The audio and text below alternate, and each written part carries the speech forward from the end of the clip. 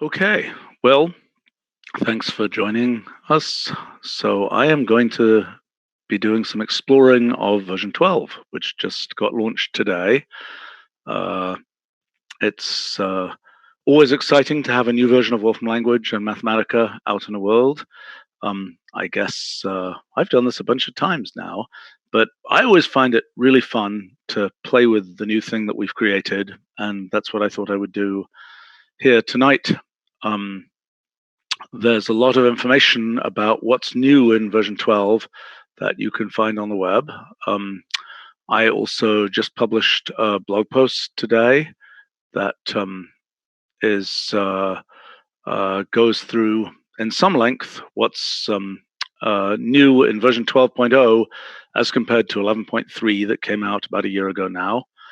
I will say, by way of warning, that I tried to give a summary of what was going to be new in version 12.0 relative to 11.3 at our technology conference in October.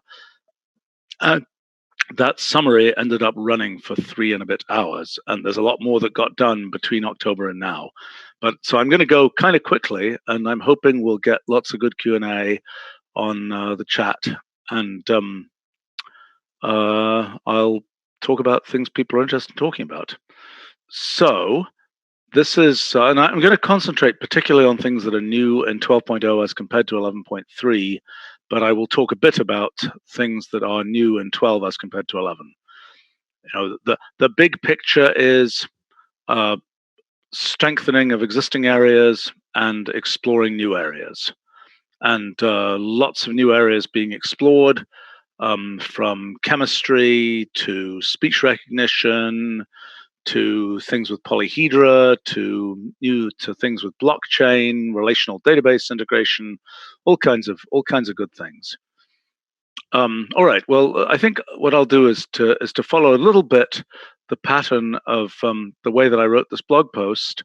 I should explain that there's really a lot of new stuff here. So for example, if we look at if we go into the documentation, which you can find also online, go to the recent features, you will find a whole big collection of things that is listing of new functions. It just goes on and on and on for pages and pages and pages.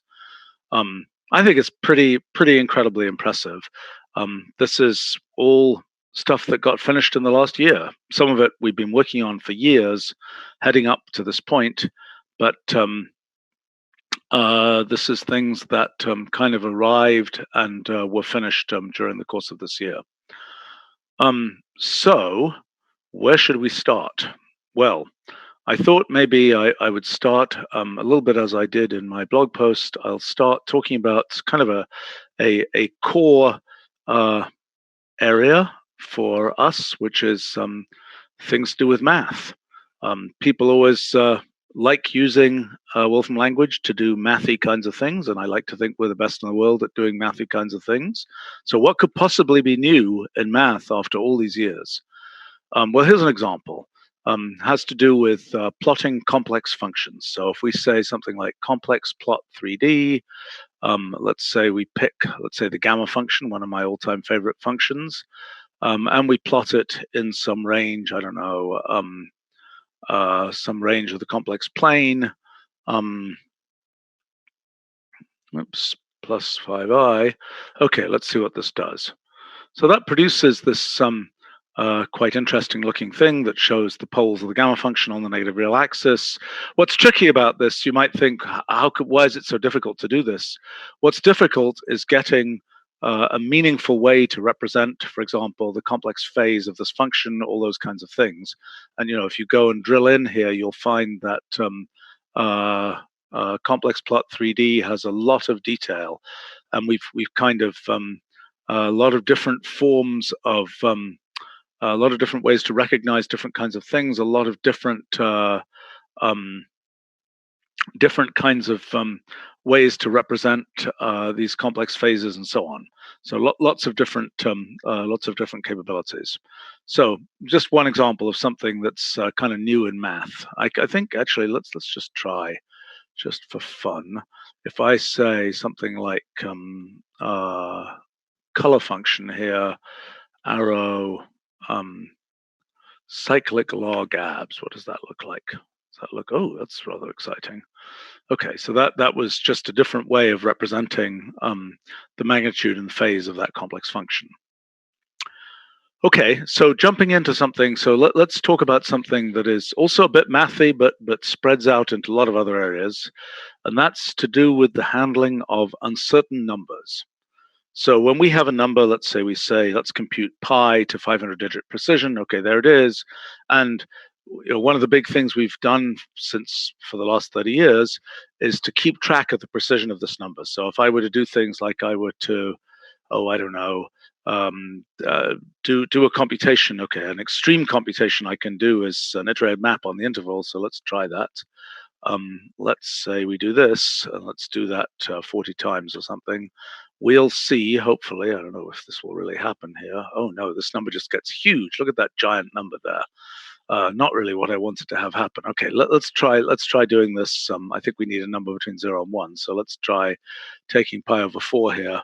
We'll see that we track the precision of this number, and we'll see as we go through this kind of chaotic behavior, the precision of the number will get smaller and smaller. Let's keep going a bit longer, see what happens. Let's try going, let's say 300 steps. Okay, the precision of the number will get smaller and smaller and smaller. Smaller and smaller, keep going, keep going. Come now, we've got a lot of digits there. We're slowly grinding. Okay, we can see these digits. We're slowly running out of digits. Slowly running out of digits. My gosh, that wasn't enough. Try it again. Actually, I'm gonna put down the precision here just to 100 digits. Okay, so now we'll go, look at that. It's reducing the number of digits because we know how many digits here actually make sense to given the output. And pretty soon we run out of digits. And then all we've got is to say that it's a number. It could be anywhere up to 10 to the power 264. So that's a standard feature of Wolfram Language, has been for close to 30 years. There's another completely different kind of uncertainty that we want to deal with. And that's kind of the uncertainty from something like a measurement. And, we also have ways to deal with things like distribution. So we can say we've got a normal distribution, mean 0, variance 1, and we could say make a plot of the PDF of that normal distribution as a function of x from -5 to 5, and now we'd have a nice Gaussian distribution. Or we can say things like what's the expected value of let's try that expectation. Sorry, of let's say x to the 4th over 1 plus x squared. What's the expected value of that with x distributed according to a normal distribution of this kind? And then we'd be doing computations about probability distributions, and hopefully we get an answer here. I don't know how difficult this is. Okay, there we go. That was cool. And we can get numerical value there. So that's dealing with something which might be a known to be normal distributed variable, and we can, in this case, do computations on that normally distributed variable. But what if we just get the result of a measurement, and the result of our measurement is it's 6.7 plus or minus 0.8? Okay, so we might represent that now using something that's new in version 12 as around 6.7 with error of 0.8. And so now the thing that's new is being able to do computations with numbers like this that just have uncertainty associated with them. So we could take, I don't know, the 100th power of this, and we'll get, some result that actually, that's interesting. It doesn't really know what the value is. It's about 10 to the power 683, but it doesn't really know the value. We can kind of see what's going on. If we say around x dx, we'll get a symbolic thing. We can just say what's the 4th power of that, and we'll get to see kind of calculus in action, because what we're saying is it's x to the 4th plus or minus 4 times this derivative x cubed times dx. So we can do this in generality, and it's sort of interesting that there's a consistent calculus of things like this. And for example, let's say we generate, let's say over here, let's just generate, let's do this. Let's say random variate of something that's distributed according to that normal distribution. Let's for fun, let's make the mean be 2 instead of 0. Let's say we get 50 values distributed that way, and now we say mean around. So what mean around will do is it'll generate a number that is the best statistical estimate of this with a certain uncertainty. Okay, so we can then do computations on it. Or for example, we might say, let's just generate something where we have let's do this. Let's make a let's do this. Let's make a random variate. Let's say mean around of that, and let us go ahead and take progressively more of these. Let's see what happens if I do this. So now we'll say make a table of these with n going up to, let's say, I don't know, 30 or something, and let's see what happens to the means here. What am I doing wrong here? Yeah, okay, fair enough. It won't let me figure out the mean for a single number, so I really should start at like 3 or something here. Okay, so now let's say I can say list plot of this. So now what I'll get is data with error bars. And that's representing this progressively, probably progressive reduction of the error here. Let's just try for something bigger here. Let's do this, and then let's plot that. Okay, so that shows the progressive decrease in the average size of these error bars as we keep going. But so this is now a new thing, being able to deal with numbers with uncertainty in the system. Okay, well, I mean, again, it's a tricky business because let me give you an example. This is an example from my blog here. This is so let's say that we want to represent what's the we say we have the number 0 plus or minus 0.3, but we say we want that number to be, we want to find out what's the value of exponential x plus exponential x over 2, with x being 0 plus minus 0.3. Well, the important thing is that those two x's are the same x. So the errors are uncorrelated. So let's say we do this computation, we'll get that result. If I were to do this computation where I have independent variables here, I will probably get, let's find out. I will probably get something different. Okay, so in this case, I get 2 plus or minus 0.5. In this case, I get, as it happens in this example, a slightly smaller error if those numbers are uncorrelated random variables. Okay, and there are all kinds of other tricky issues. So for example, occasionally in physics, we get to actually measure something with lots of precision. So we might have, let's do our numerical value of pi with, let's say 20-digit precision here. I think we can just say a round of that, see what that does. And that will take the number with that precision. Oh no. What do we want to do here? We want to say, well, let's say we say we want an error here of 10 to the minus 18, of a scaled error of 10 to the minus 18. Okay, so that's a tricky thing because you don't want to write 3.14 plus minus 0.00000, 31 or whatever. In fact, you can see it's kind of cool that 31 there is the echo of the 3.1 at the beginning, but scaled by a factor of 10 to the 18. And this is just one of the things one has to worry about in dealing with numbers with uncertainty, is how do you represent ones like this? And there's a whole elaborate kind of strategy for doing that. Okay, well, so that was one sort of semi-mathy thing that really requires this sort of calculus of uncertainty to be developed for it. Let's look at, talking of calculus. We can do we got all kinds of new and exciting things in sort of even things like integration. So for example, here's an example of a here's an example. Let's see if I can get that. Here's an example of an integral that we couldn't do before that we can now do. System makes it look pretty easy, but should I live dangerously and just try adding one more weird thing here? Let's just try that. I just have a certain urge to just see what happens if I do that. Oh well, we couldn't do that. Now I'm curious whether, so things get sparser and sparser as you get out into the kind of the what can be reached in in these things. If I were to try and do this numerically, I could certainly do it, but not for arbitrary limits here. Okay, so let's see, what other kinds of things are new? Well, here's a thing that's just a practical thing that's kind of nice. If I take an equation like, here, let me do this. This is always, oops, that's not what I wanted to do. It's always good for demos, at least, to actually represent things with, okay, so let's say we have an equation like this, and we solve that for x. Well, there isn't an exact solution, but, there is an exact solution, but it can't be represented in terms of radicals.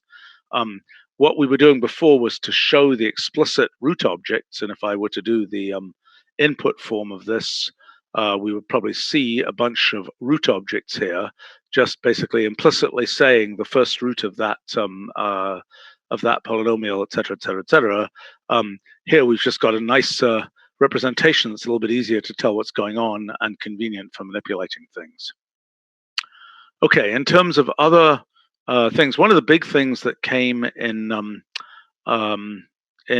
version 12, actually was in earlier 11.x's to some extent, was multivariate limits, and really taking the whole world of taking limits seriously. And limits are a complicated thing. Multivariate limits are a very complicated thing, and there's now a lot of detail about how one can take multivariate limits and min limit and max limit, lim sup, lim inf, all those kinds of things. Something that kind of goes along with that is asymptotic computations.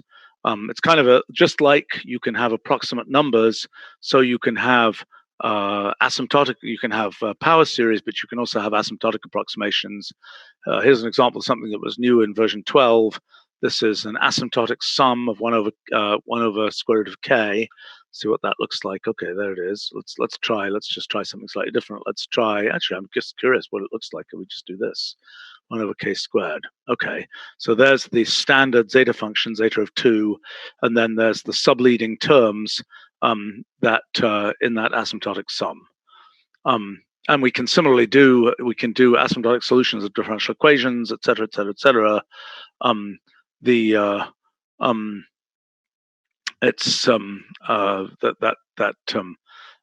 the way that all works.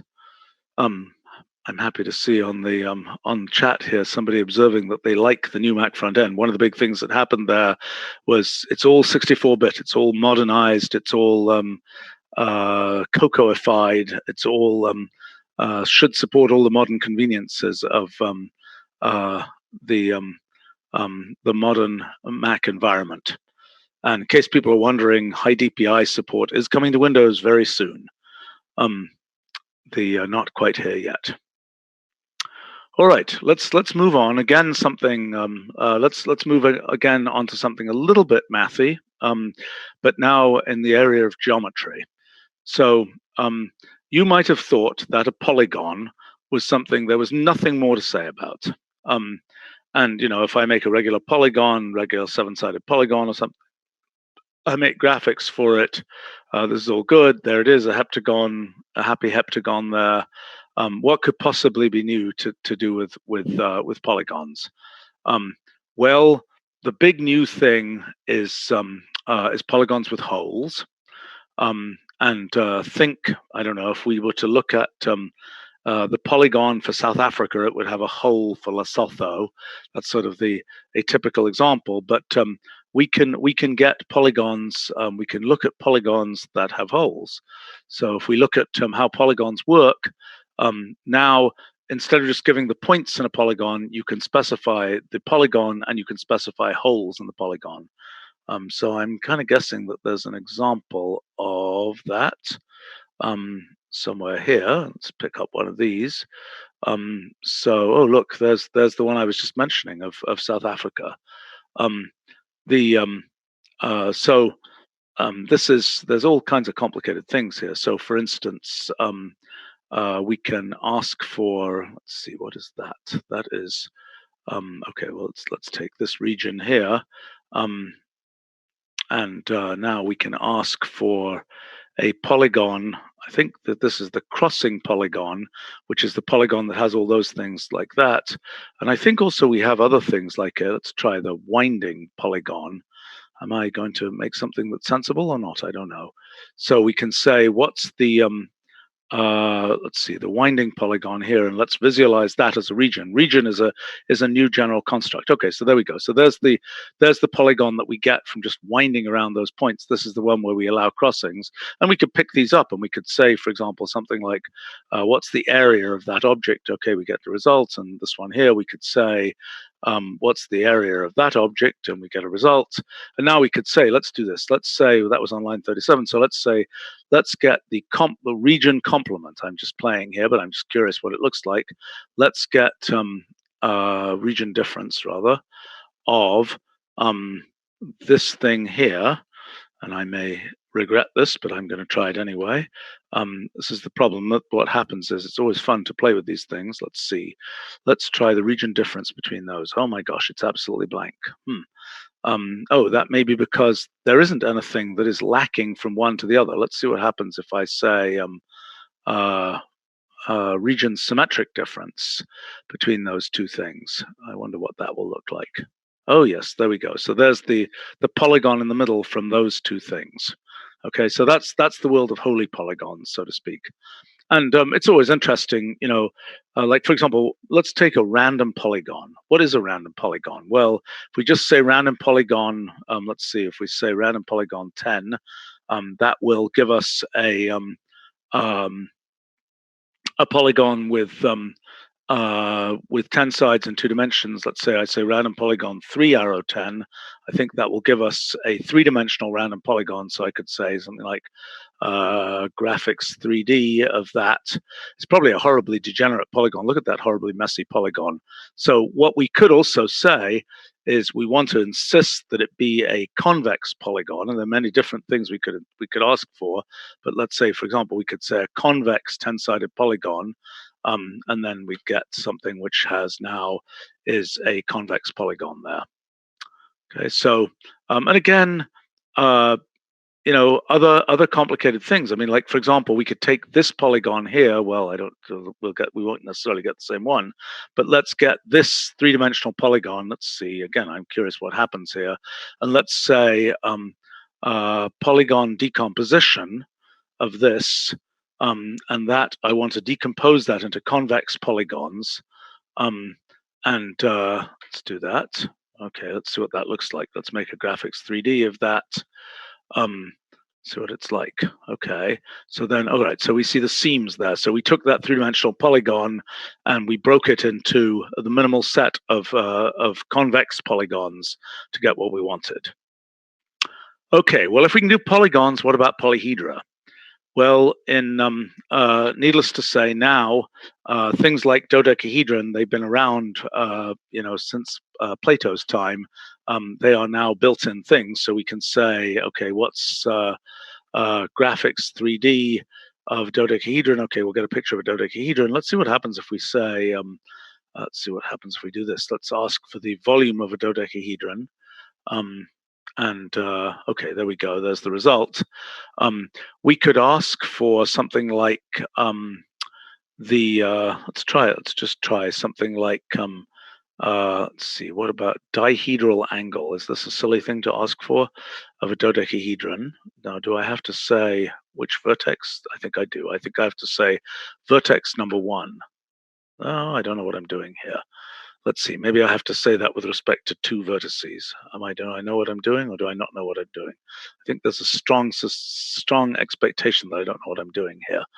Okay, I don't know what I'm doing, do I? The dihedral angle is between 2, that's what hedral, yeah, it's that's for between 2 planes. So I didn't know what I was doing here. If I wanted to, I could, for example, make a modification to the dodecahedron. So, for example, I could say, let's have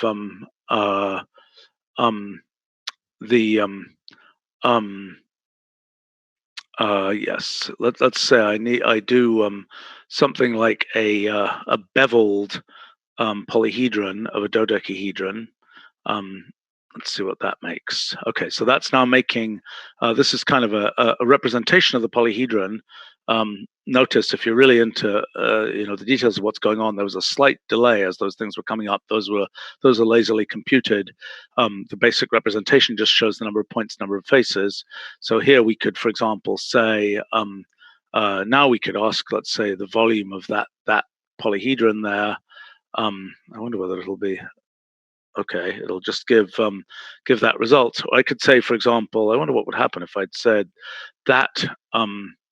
Well, we could do all kinds of different things here. Now, we can also deal with if we wanted to, we could say, give me a random polyhedron. Again, that's a complicated concept, a random polyhedron. Let's take a look at what the options are for what you can do here.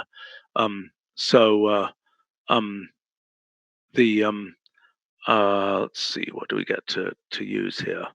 Okay, so we can say we want I think we didn't completely finish the arbitrary random polyhedron. So let's see what happens if we say a random polyhedron with 20 faces. Okay, number of points, number of faces, 26. So I think I wonder what this is actually doing. This is maybe I have to read the documentation to know what it's actually doing. But anyway, there we go. There's a random polyhedron. Let's see, what exactly is the variable there? It just says a specification. I see. So that's a more complicated thing, that to specify exactly what you want. Do you want a convex polyhedron? Exactly how do you want it set up? Okay, region symmetric difference. Can you do it with vectors? Somebody asks on the live stream. I don't know. Let's try it. Okay, so let's pick up. So a region that is a one-dimensional region. So I would have a line from, let's say, 0, 0 to 1, 1, and then I could say that's one line, and then I could say there's my line, and oops, mistake here. This would make a line. So there we go. There's our line. And now let's say, for example, we make another line that goes from let's say 0, 1 to 1, 0. Okay, so there's another line. And now what I'm being asked is, if I say region symmetric difference of one of those lines compared to the other line, what do we think we're going to get? Let's see. So those two lines. Okay. Oh, that wasn't that exciting. I thought. Okay. So there we go. So there's the result of that. And that object there is presumably, if we say what is that, that's a region. And if we say what is it, I'm sure if we just look at this, oh boy, that's a complicated thing. Okay, so we have to resolve that into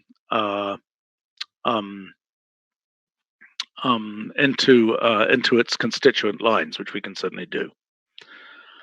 Okay, let's move on to the next topic I want to talk about. Again, it's a bit mathy, but I think it's really interesting, and that's to do with Euclidean geometry. So you would think Euclidean geometry is like a totally solved problem after more than 2,000 years, and certainly by turning geometry into algebra, we've nailed it.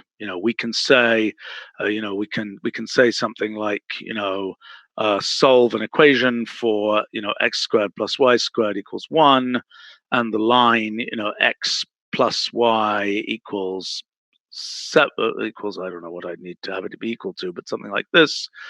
That's effectively asking for the intersection of, okay, it's complex, obviously, the intersection between a line and a circle. That's courtesy of Descartes and people like that. We know that we can turn geometry into algebra. The question is, what if we want to do Euclidean geometry the way Euclid did it, where you state axioms and then you do computations from it?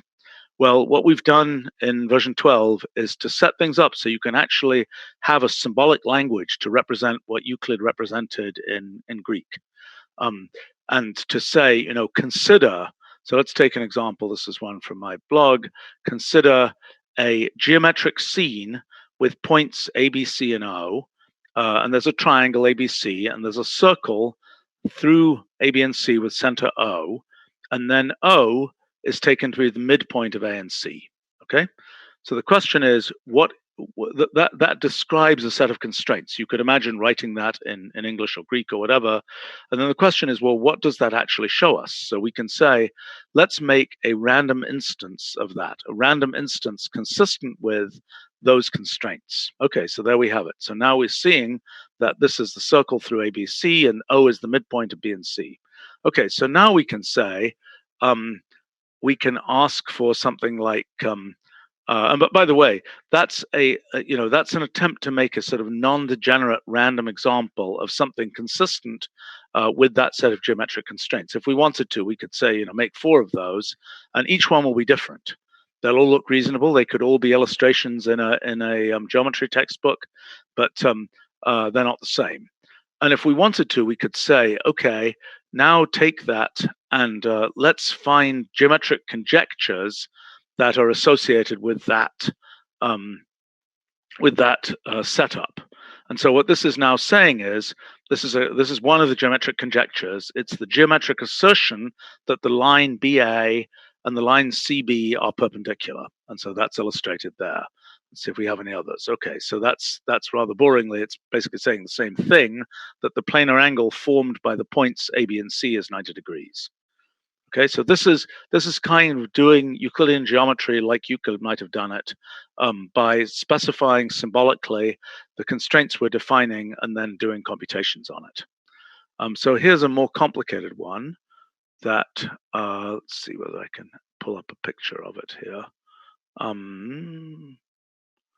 Okay, this is oops, that's so this is kind of the Euclid version of that. I think I'm not okay. So we can look at it in as stated in Euclid, but we can also take it.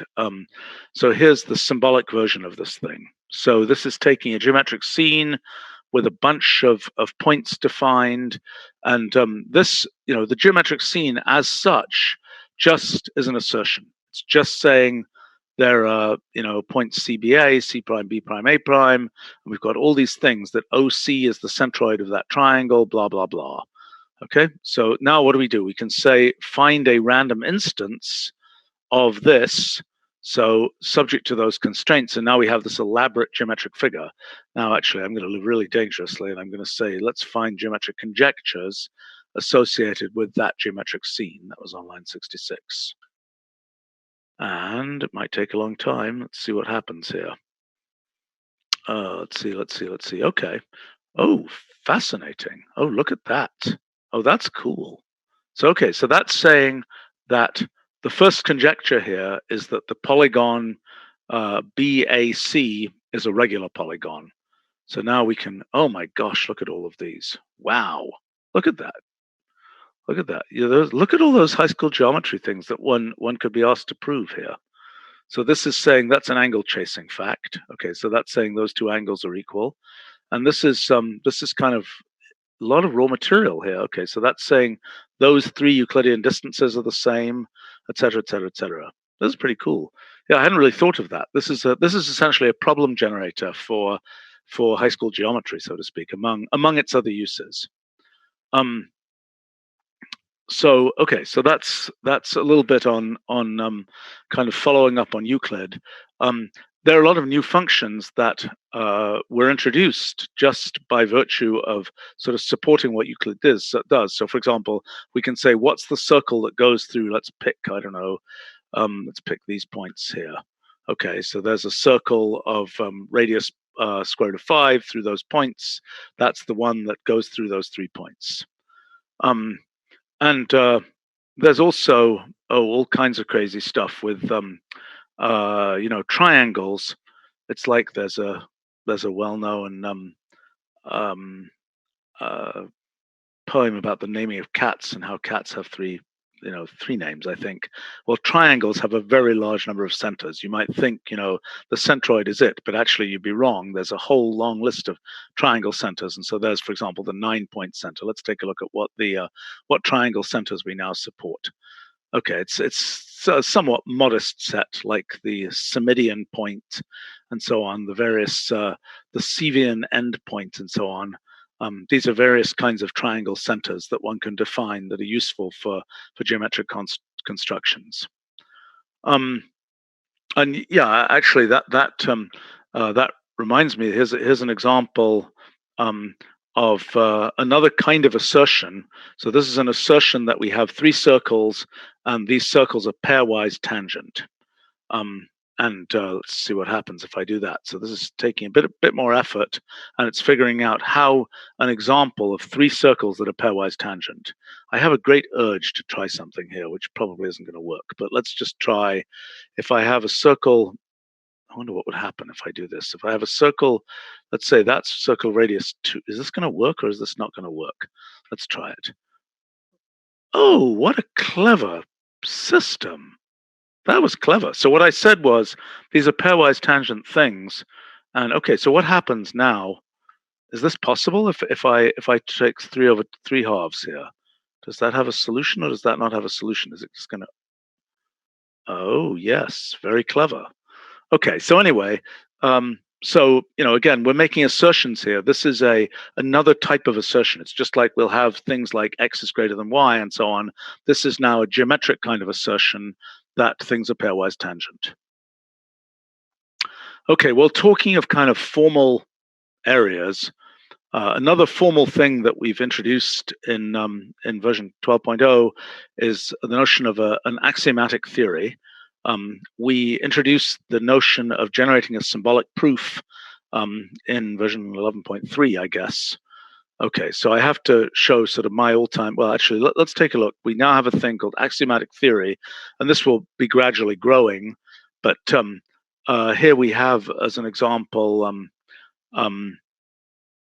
all sorts of kinds of axioms. So, for example, I might say, well, let's just say typical axioms of Boolean algebra here. Let's take a look at what they look like. We can say, so we've got various axioms here, and they say things like for all A and B, A circle times, which I guess represents an and, is commutative. Okay, so my all-time favorite, I have to say, the axioms that I found for the minimal axioms for Boolean algebra that I found about 20 years ago, and there's my one axiom. Now we can take something like this and we can say, find an equational proof that, in this case, P, how do we do a center dot? Well, I know how you do it like this. Okay, P center dot Q equals Q. I wonder if we just do this. Yes, that works. Q center dot P. Okay, so that's commutativity.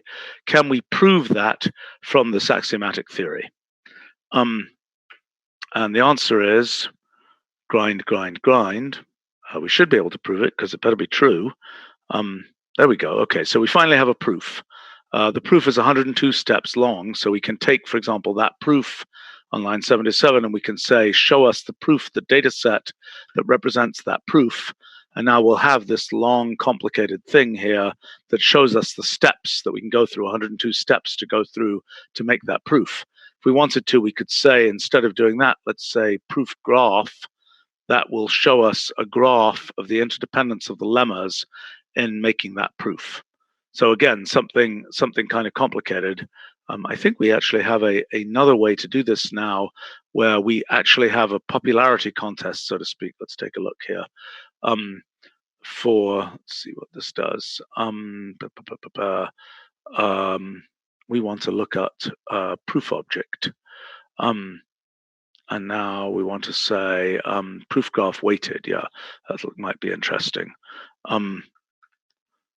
So this kind of does a popularity contest for the lemmas.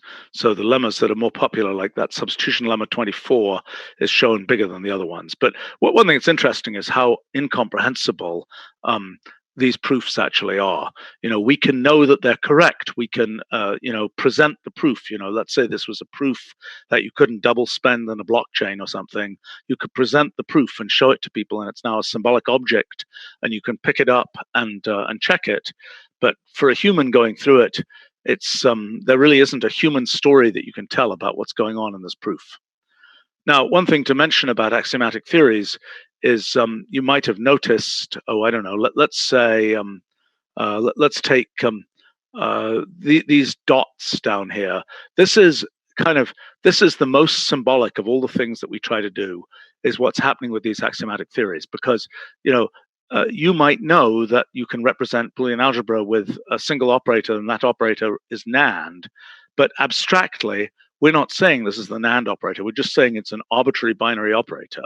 So, for example, let's take the axioms of group theory. We're not really saying what that axiom, what those axioms are, what they're about. We're just saying these are abstract axioms that have certain binary operators. So if we say the group axioms here, we'll see there's associativity, and there's the fact the existence of inverses. Now, if we simply ask, we can sort of abstractly ask, what are the operators that are involved here? And it's kind of giving us a hint, because it's saying this operator, we're naming it as a hint. We're saying it's multiplication, but really we're symbolically representing it just as circle times. And these formal variables, so you can get those by saying formal A, and we use this notion of formal variables in a bunch of places. Actually, in version 12.0, one of the trivial but important innovations was making these things format a little bit more nicely. We had dots above and below, which really was overkill, and we made them less dotty. But we have a certain amount of meta information here about group theory. So, for example, we might say, let's say, notable theorems of group theory here. This should autocomplete. I don't know why it doesn't. But okay, so there's a notable theorem. So we can say, let's take this theorem here. We could now say, if we wanted to, I'm living dangerously because I don't know what's going to happen here. But let's say, find equational proof of so that's the theorem that the inverse of that group multiplication is the individual things there. And let's say, find that with the axiomatic theory of the group axioms here. Let's see what happens. See whether we can find that proof. Okay, that was only a 19-step proof. We might even have a chance of understanding that proof. Let's see whether we can, if we look at the proof data set here, well, maybe we'll understand this. So this is now making various lemmas to prove that result in group theory. Okay, so let's see. We have some questions on the live stream here about, would it work in 3D sometimes? I'm not sure what that one's about. Okay, so let's keep going here. All right, let's talk about something. We went off very much into theory land here with axiomatic theory. Let's talk about something much more concrete, which is a bit of simulation. So, for example, one of the things we added in version 12, it's kind of a packaging of our differential equation solving. The classic differential equation to solve is the Nbody problem. And so here we're let me just answer a question on the live stream, asking about geometric scene in 3D. Good question, not yet. And Euclid didn't have much of that either. There's a lot more. Of all these kinds of assertions about what might be true, there's just a lot more. It's a lot more of a zoo in 3 dimensions than it is in 2 dimensions, and the 2-dimensional case is already quite rich and quite interesting. Although I think we're going to do some parts of the 3D case, although the full language of all the different things that can happen won't probably be as rich, because we probably don't even have English words for all the different kinds of configurations of 3D objects and how they can interact. I mean, like for instance, even when we were looking at beveling and things like this, there are extrusions and all kinds of things like this that can happen in 3D. If you know about CAD, you know about some of those kinds of things, but it's a rich set. Okay, so we're talking about Nbody simulation. So this is a kind of a classic, the 3-body problem. Let's run it a bit longer. Let's say 8. And now let's say we take, so what we did here was we said a mass. That's the initial position. That's the initial velocity. Let's that is weird. Okay, I think that's not what we want. We just can say this.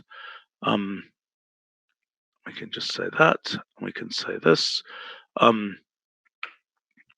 Oh, okay. So that's what happened there. So this is now this is a two-dimensional three-body problem, and I guess what happened is one of the bodies just got ejected here, and the other two went happily off as a binary. And no doubt, if we change, I mean, just for fun, we could change this. Let's do this. Let's make this a three-dimensional thing. Since people were talking about 3D, let's see. We have to give it some coordinates in 3D. Let's give that a velocity of 0.2 there. Okay, let's run this now in 3D with an inverse square law, and let's say parametric plot 3D. Let's see what happens here.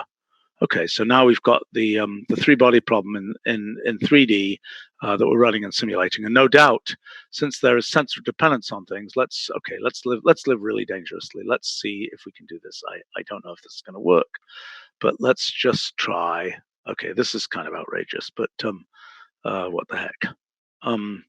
Let us try putting this in, and let's putting a variable v there, and let's try just having that variable v vary from 0 to 2, and let's make that a manipulate, and let's see whether we can do I don't know if this is going to work. Oh, look at that.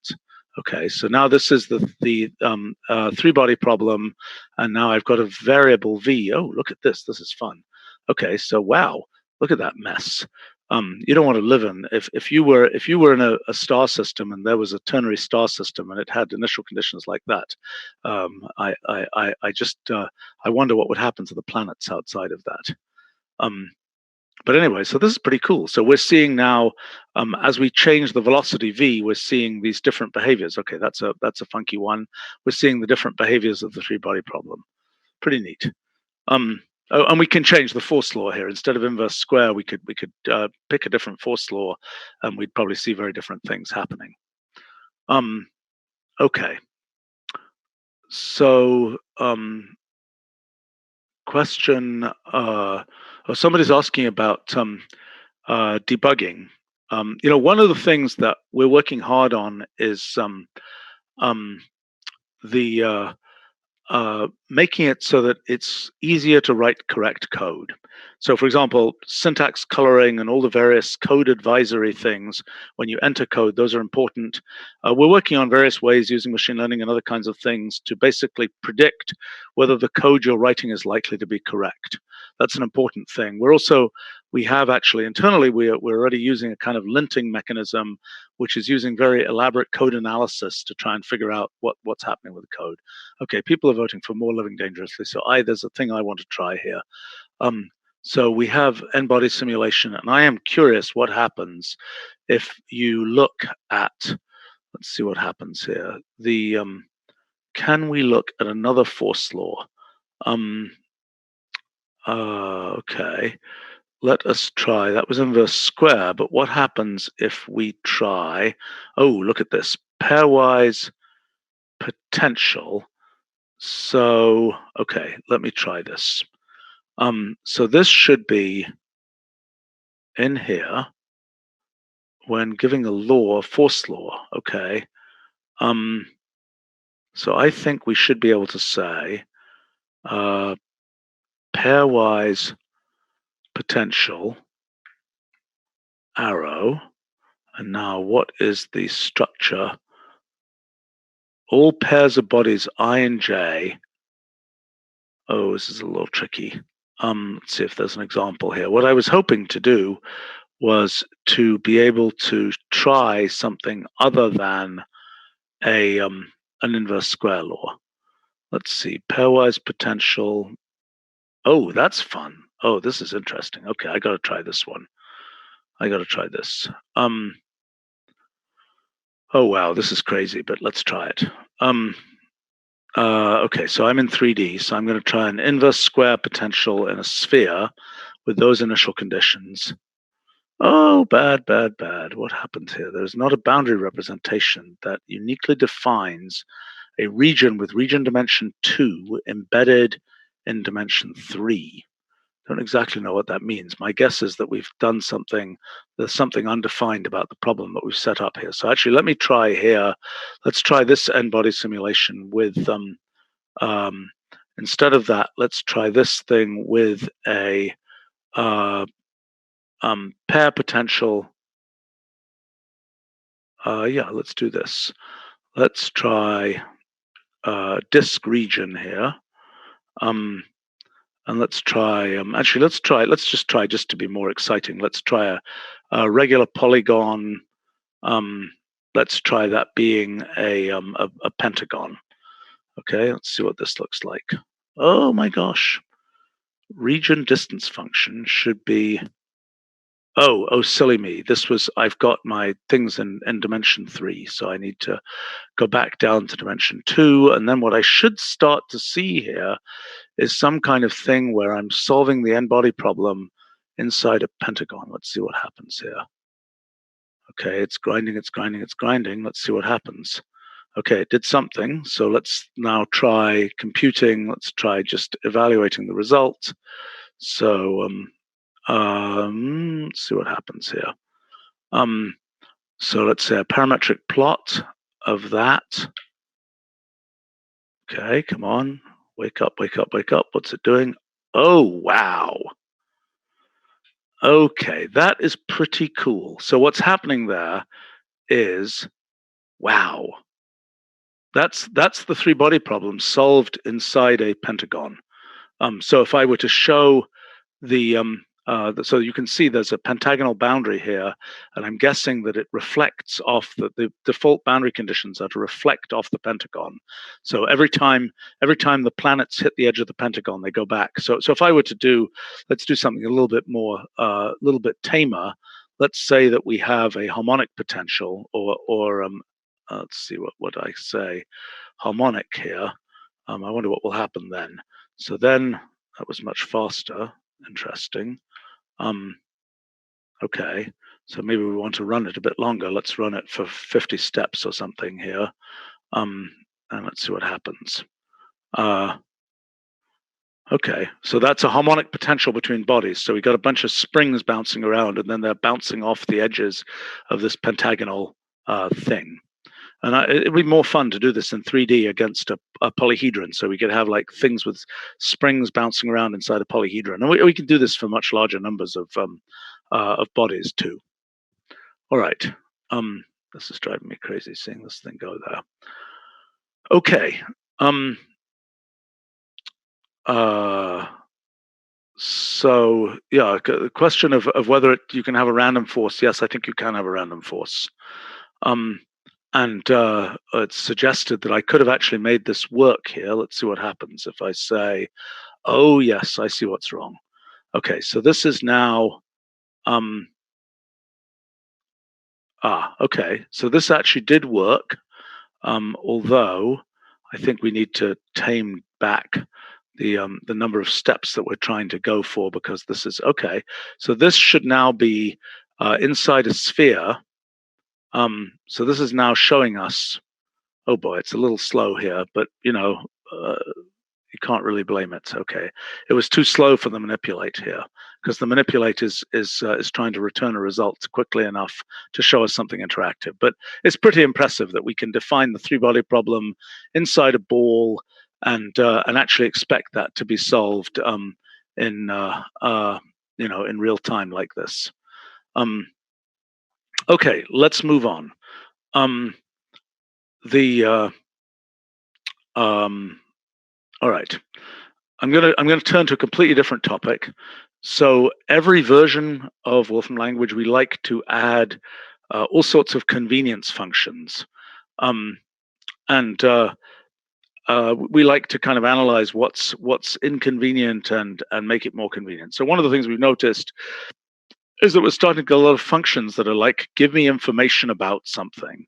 So we tried to centralize all of these. And what's happened here? I think I've oh boy. Okay, hold on. Let me just try something here. Let's quit out of that. I think oh boy, it's still trying to run eek. it's still trying to run the three-body problem. See, the three-body problem was really hard, and that's why in the 19th century it was kind of a defining pinnacle of achievement in the Poincaré's proof that there's no algebraic invariance of the motion. That is, that the three-body problem can't be sort of exactly solved in certain ways. That was a pinnacle achievement. Well, nowadays that turns into we can't run in real time. Okay, fair enough. I think it finally gave up there. Let's see. See whether things are working. Oh yeah, we're still alive here. Okay. So the point I was making here is this is just a convenient way to say, give me information about something. So if I say, for example, give me information about tungsten, for instance, this should give us kind of a conveniently presented little little presentation about tungsten. If I say the full data set, okay, this is going to give us that will give us everything we know about the tungsten entity, all 107 properties. So anyway, information is just a convenient way to do things. If we say, let's say, for example, and we can also ask for specific, let's say, for example, if we say interpolation of something like this, we can say, give me information. I think we can do this at least. Give me information. Oh, we cannot. That's sad. Okay, I thought that would work. Give me information about the interpolation function. That didn't work. But if I say something like, let's have a machine learning model, something like this, okay, come on, there we go. And now if I say, give me information about that, it'll give me something is goofed up here. I think it's goofed up. Although maybe I have to say still. Maybe I still have to say this. No, I don't. That's going to ask for more specific properties. Well, this is I'm not. The goal over the next few releases is to introduce information into everything that you would reasonably expect you could ask for sort of ancillary information about. Okay. So let me talk about another kind of language convenience, and the language convenience is about things you don't see. Sometimes, if I were to give something like, list A, B, and then I want range of 20 or something here, and I make, let's say I explicitly evaluate that in place. Okay, it's a big, long, complicated thing. Maybe I don't want to show that explicitly. I just want to say A, B, and then there's more stuff in this list. Well, I can select this, and I can just go and say, iconize that selection, and then it'll look like this. Now, if I were to evaluate this, that iconized piece will be there just fine. But when you just are giving the input, the iconized piece will not be there, will not be visible. Now, that's convenient. If I were to say, for example, let's say I want to say, plot sine x, x0, 10, and I want to say plot style, arrow, green, frame, arrow, true, frame style, arrow, purple. And it's getting kind of long and ponderous there. And many things I want to do, if I'm showing a piece of code somewhere to try to explain some idea, I probably don't want all of that stuff to be visible. So I can just iconize that, and it looks like this. And now, if somebody wants to know what's in there, they can always go here and they can say uniconize if they want. But otherwise, if they just see the code, it'll just look like that. I mean, I might say, to digress slightly, I think the big story of Wolfram Language at this point is its use not only as a computer language, as a language to communicate with computers, but as a computational language to sort of express computational ideas. And so it's important to have things like this iconization notion as a way to make the language clearer to express things in. So, okay, other language conveniences. There are lots of random little language conveniences. Things like there are many that have come in different parts of version 11 as we go between version 11 and version 12. Here's a really trivial one that let's say we say, I don't know, table of say n over 7 n up to 10, and we say percent form. I wonder what this is going to do actually. Oh no, okay, we have to say let's say n of that. Okay, now we say percent form of that. This is now just going to show those things as percentages. Very straightforward, but we're dealing with all the cases of just how many digits you want to give. Question. There's a question about, is there a keyboard shortcut for iconize? And the answer is, I don't actually remember. I think there is one, yes.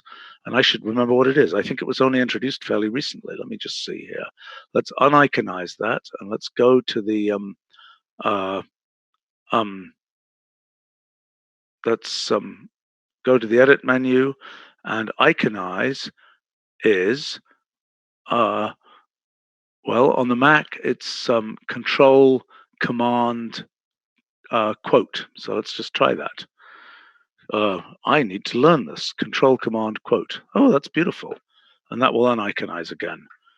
You know what? I think that was I had not learned that. So thank you for asking that question. And on Windows it's Alt Control quote. I think we introduced that only very close to the release, so I didn't know it yet.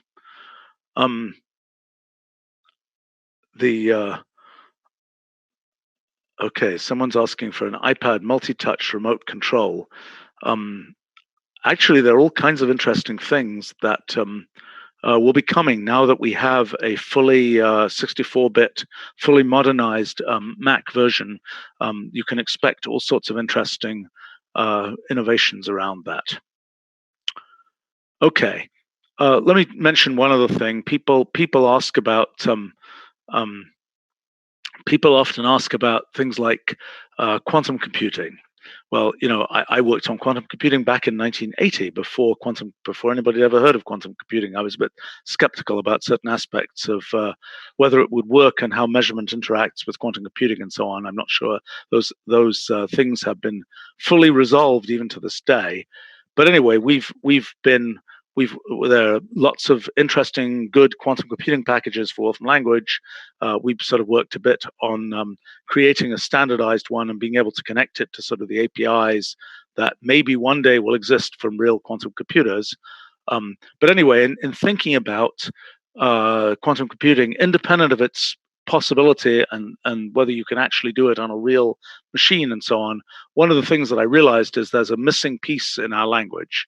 And it comes out in a function that eventually we decided to call subset map. And so here's the issue. Normally, when you do functional programming, you have things like nest list, f of x, something x. Let's say f of x 5 here. This function f always is returning one result. Same thing if I say fold list fx range of 5. This function f, while in this case it's taking 2 arguments as input, is always returning one thing as output. It's always returning one result. Well, one of the things about quantum computing is that one's interested in reversible functions. And when one has reversible functions, if there are 2 inputs, there better also be 2 outputs. So the question is, how does functional programming meet the world of functions with both 2 inputs, let's say, and 2 outputs? So this is the life of something like subset map. And so the idea here is what we're saying is take this function reverse, and reverse will always take, and so here it will take elements 2 and 5. Actually, maybe a clearer version of this would be something like this. Let's say reverse range of I think this is going to be clearer. Reverse range of 10, so that will give us, let's just evaluate that in place. That will give us that. And now let's say sort. Oh boy, I have to do this. No, I don't. That should work. Okay, so what this is now doing is it's taking elements 2 and 5, I hope. And it is 2 and 5, and it is sorting those 2 elements. This makes me think, okay, I have to do something demoable here. Let's try and make a random sort function, which will take the subset map, and what it will do is it will take this and at each step, okay, let's combine, let's make a functional programming adventure function. I bet actually this curries, so we might even be able to do it without doing that. But anyway, let's do this. Fold list of that, and then we'll start off with this reverse of range of 10, and then let's say we say here table random integer 10, comma 2, and let's say we make 20 of those. Now what this should do, I think, is, oh, whoops, we made a mistake here. Yes, we need to say that's between 1 and 10. So what this is now doing is at every step, it is attempting to, it is randomly picking a pair of elements and sorting them. So let's try doing this 100 steps. Let's see what happens here. Let's just do 20 here. Let's see what happens if I say, what would I do here? What happens if I just say list line plot? Is that going to do anything useful, or do I have to do it? Do I have to transpose it? I think I have to transpose it. Let's see. I think here, okay, let's try this, and let's then transpose that. Let's run that again. Let's list line put the transpose of that. Oh, there we go. Look at that. Isn't that cool? Okay, so what that's showing is a sorting process going on. And what should happen if we run this like 100 steps or something, it's a very inefficient way to sort. But so what this is doing is it's using the fact that there are always 2 inputs and 2 outputs to each of those little sorts. So it's transposing two of the numbers here. So let's try this. Okay. So this is gradually going to sort that initial list of elements, and that's where we see this kind of well, not quantum, sort of quantum-like information preserving computation going on. Okay, let's change topics entirely. Let's talk about machine learning. We've added all sorts of things in version 12, but let's talk about a sort of a super function that we added. Let's try doing this. Let's say, let's try this. Let's say we make a color by saying we'll take a random real between 0.5 and 1, which is a random hue, and let's make, let's say 20 random hues there. Okay, fine. And now let's say we put a green in there. Let's say we join to that something which is just a table of 3 greens. Okay. Okay, and maybe we can just do a random. Let's just do a random sample just to mix them up. Okay, so now the question is, can we detect the anomalous colors in that sequence? Let's see what we can do here. So we now have a new function called find anomalies, and let's see if this, again, I've not tried something like this, so let's see what happens. Let's see. Oh, no anomalies at all. Well, that's a bit surprising. Okay, let's see what happens if we go. I sort of have a tendency to say, let's give it more data set. Let's give it a bigger data set here, and let's see what happens. And let's see whether this can find any anomalies in that. Well, not quite the anomalies I would have picked, I have to say. So, well, okay, let's try something different. Let us try. Let's try. Actually, what I'm curious to try. Let's again. We're going to try something here. Let's do a web image search of cats, and let's get max items. Let's say 20, and let's say actually I want thumbnails. So I'm basically just trying to get a bunch of pictures of cats, which is something that you're supposed to be able to do from the internet. Okay, so hopefully we'll get a bunch of pictures of cats here, and then we will get, okay, so there are some cats. And so let's say we have that list, and what I want to do is I want to say, actually we can say anomaly detection of that. And so what this should do is it will make a cat anomaly detector. So it should be able to tell us whether, so it's taking a little while to learn doesn't have a huge sample here of cats, but it's going to try and learn that the thing we're interested in is pictures of cats, and then we're going to try and detect an anomaly relative to the pictures of cats. And it's taking a long time.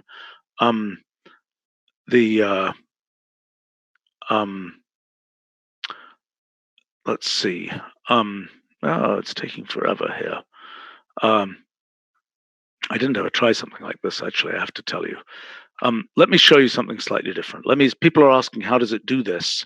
The answer is it's learning a distribution. So, for example, here, let's say we give it these 100 colors. We're going to go back to cats in a bit. But let's say we give it these random colors. We can say learn distribution. Okay?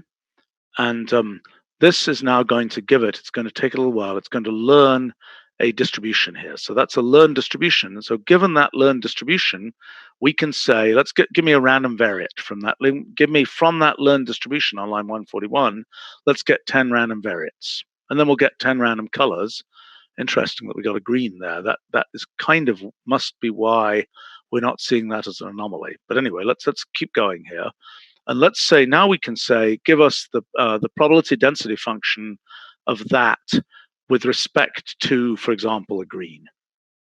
Oh, let's try a green here. Okay, so that's the PDF. So you can imagine this is a multivariate distribution, which happens to probably be able to figure out that it's three-dimensional here. But if these were pictures of cats, I mean, let me get the distribution here just for fun. Let me try and get the distribution for pictures of cats. That was on line 139. So instead of a learned distribution of colors, let me get a learned distribution of cats. So let's see how this does. It's not a very huge set of samples, but let's see whether it can learn from that distribution of cats here. But anyway, what I'm going to show you is if and when it finally manages to learn. I don't know why it's being so slow here. I think it's, maybe it's taking that kind of point of view with us. I have a great desire to try one more thing. I have a great desire to take one of these pictures and just see what happens if I run facial features on that picture. Facial features is supposed to be human facial features, and it's probably going to say nothing there.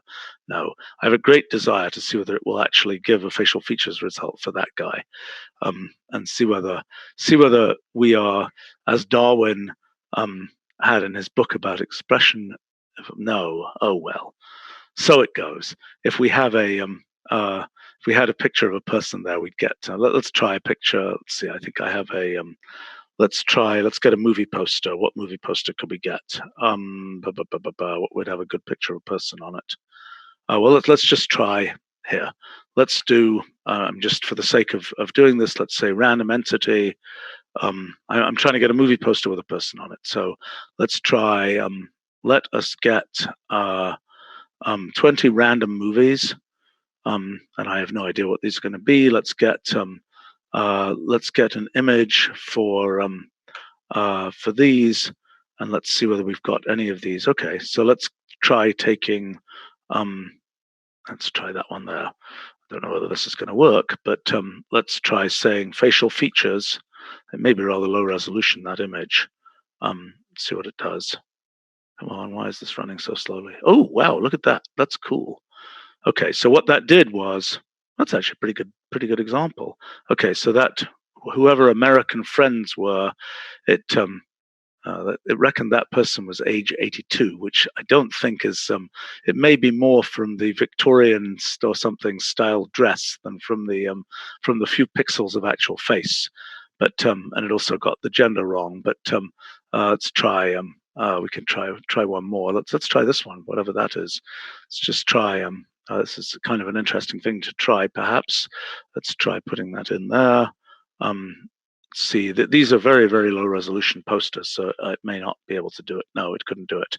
Those were just a few assemblies of pixels on that one. But in any case, that was so that's what it would have done. I was wondering whether it could do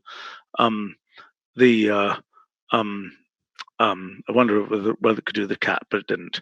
So okay, so let me show you something here. So we learnt the distribution on line 141 there. That was a learned distribution of colors. So there's a notion of what we call rarer probability. So the question is, if we have something like so line 141, the what's the total probability of finding something that is rarer in the distribution than purple? Okay, so that's a very small number there. Let's try something like red. Okay, so the total probability given that distribution of finding something rarer than red is 0.01. Let's say the total probability of finding something rarer than black is 10 to the minus 2,640. Okay, so this is kind of the analog for a one-dimensional distribution. This would be like the CDF, cumulative distribution function, but this is for an arbitrary dimensional distribution. So let's see. Now we have somebody's pointing out that a progress indicator for this learned distribution would be useful. I thought we had one, actually. I think something weird is going on, probably with the pre-processing of those images. Now, there's a question also about how learned distribution works. Let's see, let me look at that here. So there are various different performance goals that you can have. Like, do you want a distribution that is uses minimum memory? Do you want it to minimize sampling speed, training speed? And there are various different methods. So, for example, I don't know which one is the relevant one. Let's say a Gaussian mixture distribution. And there'll be more details about this machine learning method for Gaussian mixture. That's a new thing for people who really follow our system, that the documentation of methods has been greatly enhanced in at least machine learning for version 12. And so that's showing, in that particular case, that's showing how a set of points that lie in two sort of Gaussian blobs will be represented in that learned distribution. And so you can see a variety of other methods for doing learned distribution. If you just say learned distribution on an arbitrary piece of data, it will try and figure out what the best method to use is. And learned distribution is the basis for things like anomaly detection, because an anomaly is just a thing that appears in your data but has a very low probability given what's typical in the data. Okay, so there's a question about graphs here. Let me comment on that for a second. One of the things that's happened in version 12 is that we are better at carrying along properties of graphs when we do operations on them. I wonder whether I can find an example of that. Let me see.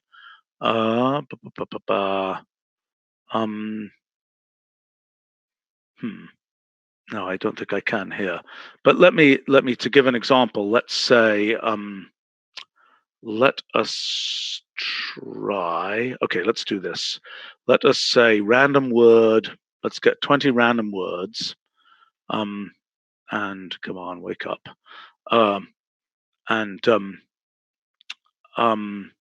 Let us now do a.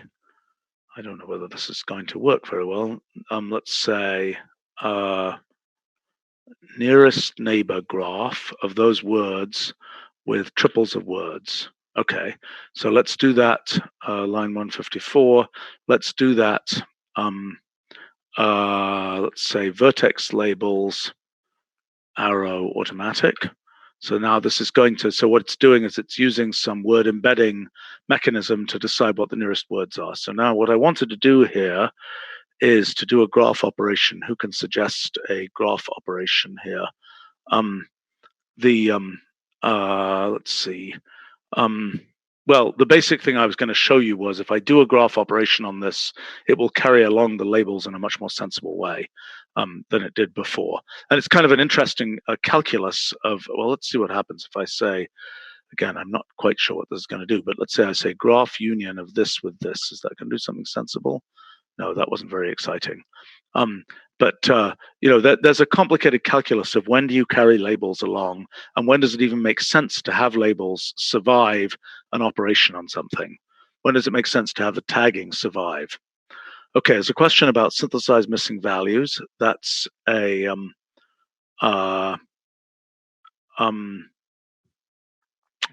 That's another function that's in the family around learn distribution.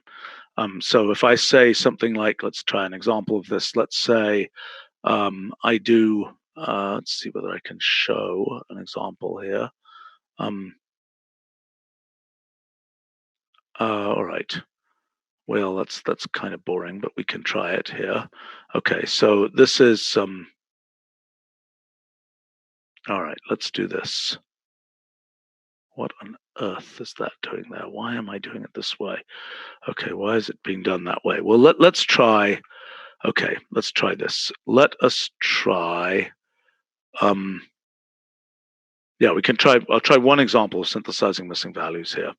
So let us try a random sample of. Okay, so resource data of MNIST will give us the MNIST machine learning training set. And let's take a random sample of 200 of those things. And oh, come on. Why is this taking forever? Why is it even taking any time at all? I think what happened is because now that the new version is out, I consciously purged all the caches that I had. Oh, come on. Come on, come on, come on. What's happening here?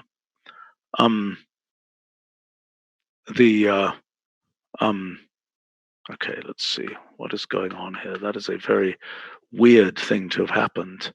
Let's try aborting that. Let me try it again. See whether this works. That better work because it's a really straightforward thing. Huh, great.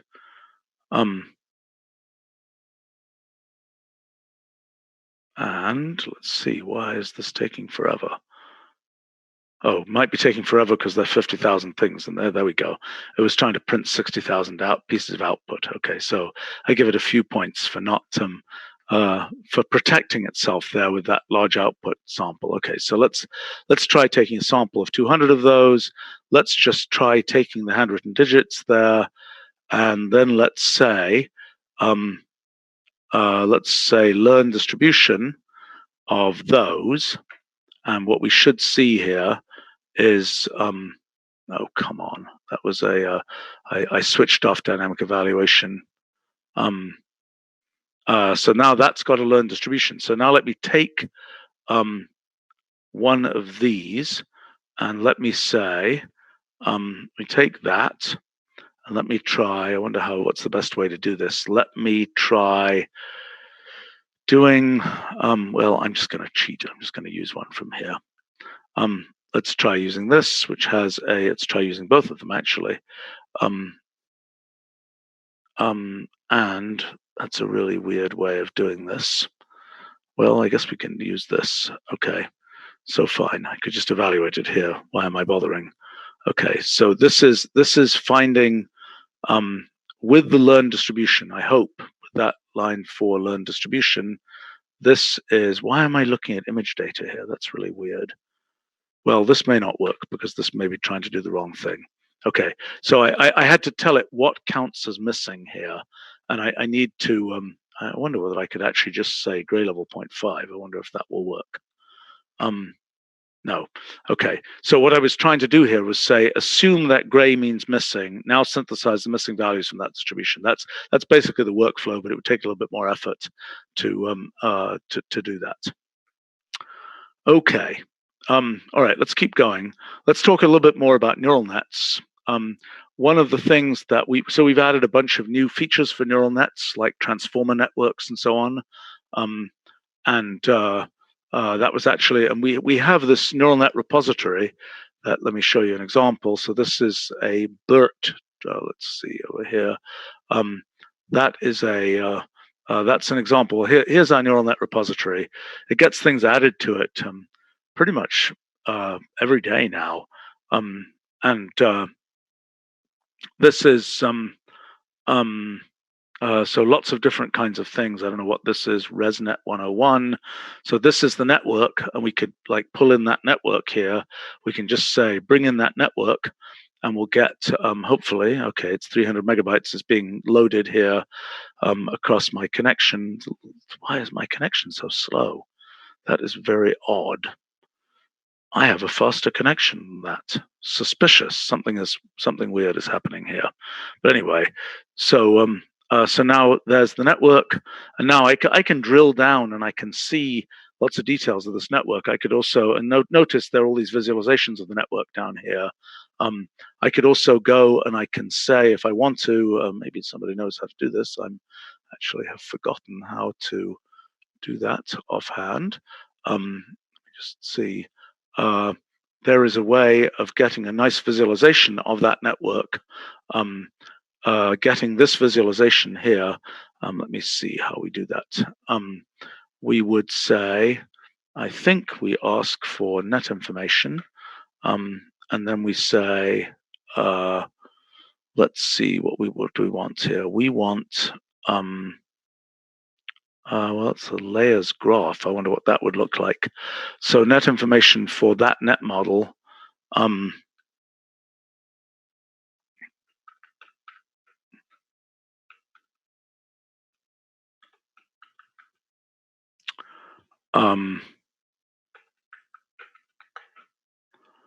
Oh, that was really boring because this is a net model. Oh, that's really boring. Look at that.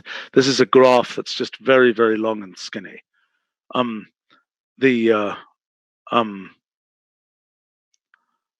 Let's see. Somebody is showing me a let's see.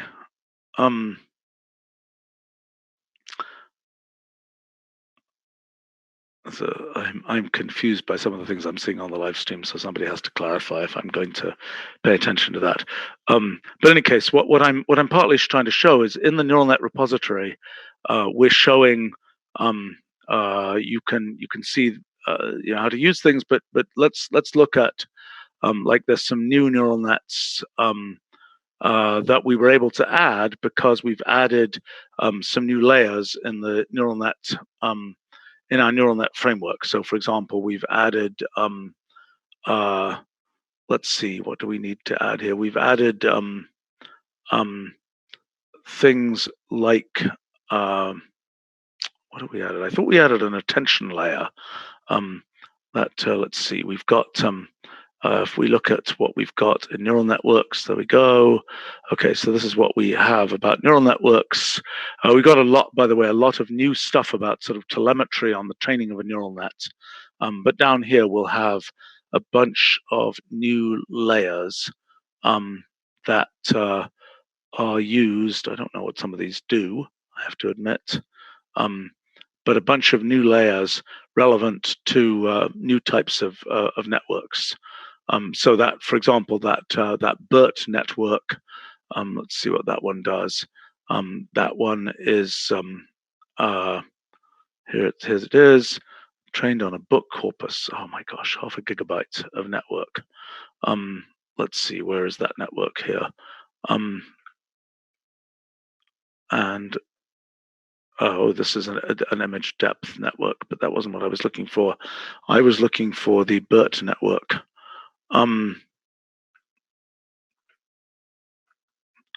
Here we go. Okay, so let's look at the examples that we've got here. Oh, wow. Well, that's a little hard to understand. I guess this is something for doing, right.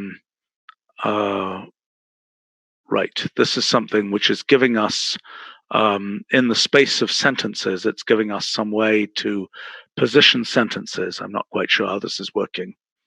Okay.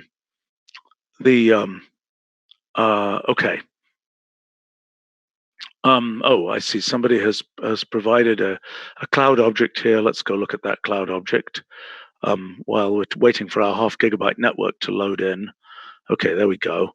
I wonder what happens if we just feed this. Now, this is where it gets kind of crazy because I could just say, what am I feeding it here? I'm feeding it some complicated thing.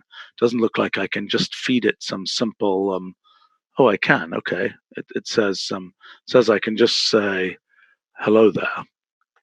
And this is now going to great. It produces some feature set where we can just say make a matrix plot of those, and we'll get a rather uninformative representation of in feature space of hello there. Okay, let's take a look at what this was. All right. Oh, this was somebody running. Well, there's some. I want to see the original of this. Somebody sending the original here? No. Okay. Well, that's cool though, because that's in the cloud. That is a movie poster. Actually, why don't we just try? Let's try this Avengers movie poster. Okay, the Avengers movie. Okay, let's see what happens if I do facial features on that. I don't know whether it's high enough resolution. Drum roll, and it may just give a big splat. Okay, that's all it managed to do. So it was too low resolution. There just aren't enough pixels. Yeah, look at that. It's amazing that it recognized that as a face. But on a higher resolution one, it might do something more interesting. Okay, so yeah, I would say, by the way, someone is asking here. Well, let's look at. Somebody's asking about video. We don't have video in. We don't have full video in version 12.0. It will be coming soon. We do have lots of audio stuff. So, for example, let me show you a cute trick with audio. So let me do an audio capture. Let me make a cute trick to show you with audio on my computer. Okay, so let's give a spectrogram of that. And so this will hopefully be a spectrogram of what I was saying there. And now let's see whether we can do this. Let's try saying speech recognize of that line 14 audio object and see what happens. Okay, so it's taking a little while to run the speech recognizer, and it's okay. Okay, so I think that was really impressive. And we'll be progressively improving this and worrying about punctuation and things like this.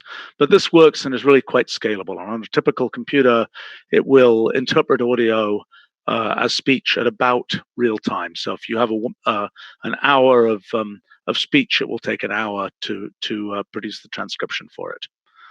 All right, let's go back to images for a minute. So another thing that we've worked on quite a bit is let's get some image. I don't know. Oh gosh, let me do a web image search.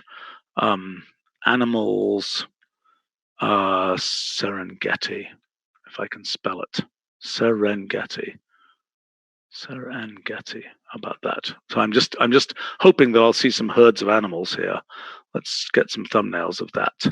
And then what I want to show you, if we succeed in getting some herds of animals, okay, not very many herds here.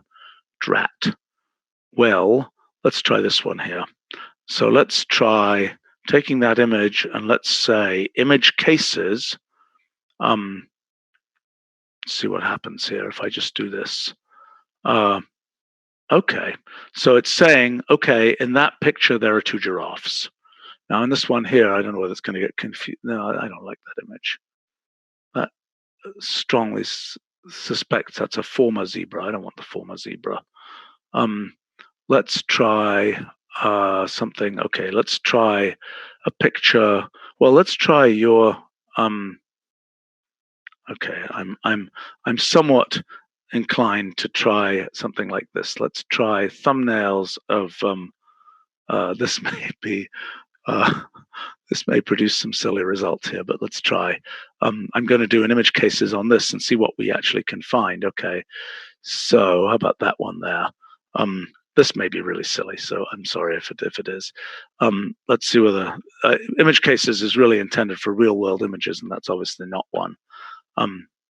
Okay, so it's found two people there, but that's what it got. But so the point of image cases is that you can give it here. Let me show you this example from my blog post. Hopefully, Oh, let's do this. So that was just an image. That was just a sample image from the cloud. Okay, there we go. So there's an image of some elephants and other critters. So now if I say, if I were to just do image cases there of that comma zebra, let's see what happens. Oops, what happened? What did I do wrong? Line 21.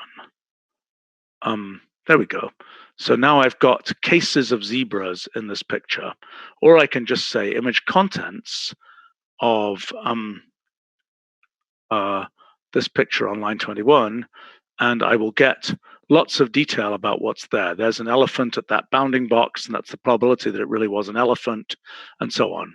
And you can imagine how you can use this for, I don't know, all sorts of really clear sort of scenes. Okay, so all right, we're being given an example here, so I'm just going to show. All right, let's do this. Since this was a since everybody seemed to want this one, let's from the web just get an image, a single image of an Avengers movie poster, and let's try doing on that movie poster. Let's try doing our facial features there of just the movie poster part of that. Let's see what it gets. Okay, so it's grinding, it's grinding, it's grinding. Come on, wake up. There we go. Okay, that's a little better. Interesting. Interesting. Who's to know? Okay. Anyway, I think it's really convenient and impressive the way that it will just go from that image, pick out the bounding boxes of the faces, and so on. Okay. Let's look at another thing here. This is let's take this guy, and let's use that as a sample image, and let's talk about some classic image processing. Again, this may be we continue to develop kind of classic image processing techniques. This is for doing multi-scale images. So this is now showing kind of an image pyramid, and you can then do operations on the image pyramid. So you might do various kinds of you might do some operations that operate on the low resolution image, and some other operations that operate only on particular features, a cheaper operation on the high res image and a more expensive operation on the low res image. And we might try to do that.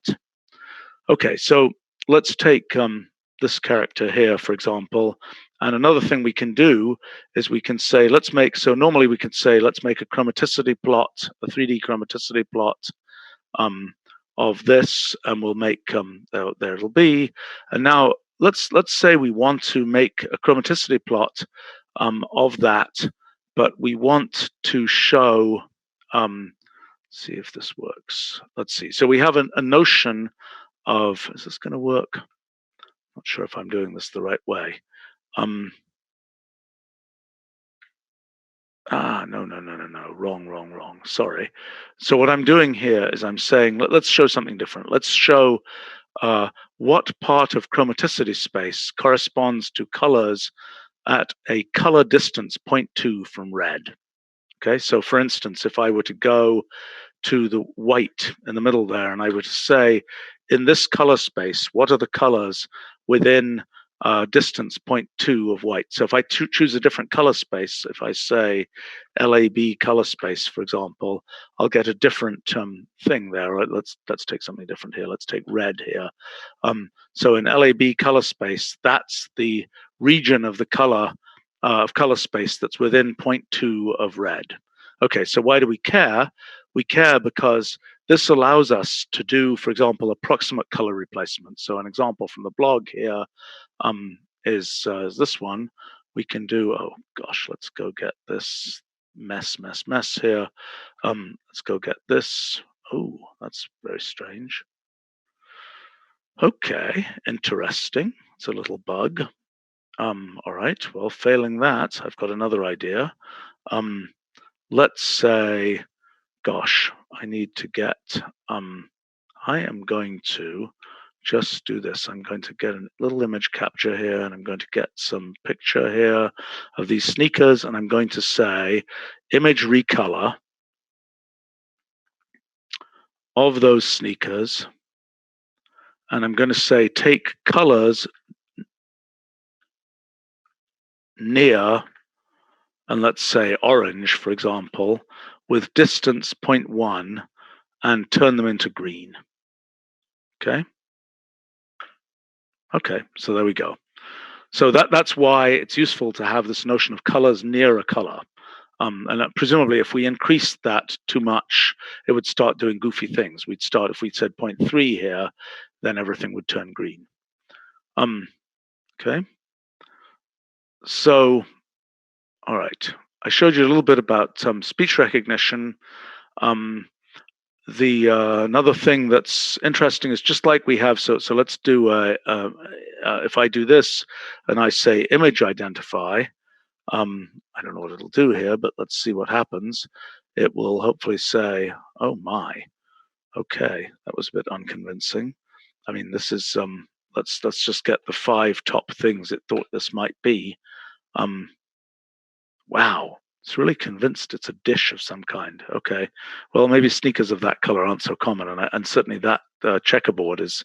Yeah, you know, that checkerboard looks like various kinds of crockery. I think that's probably what confused it.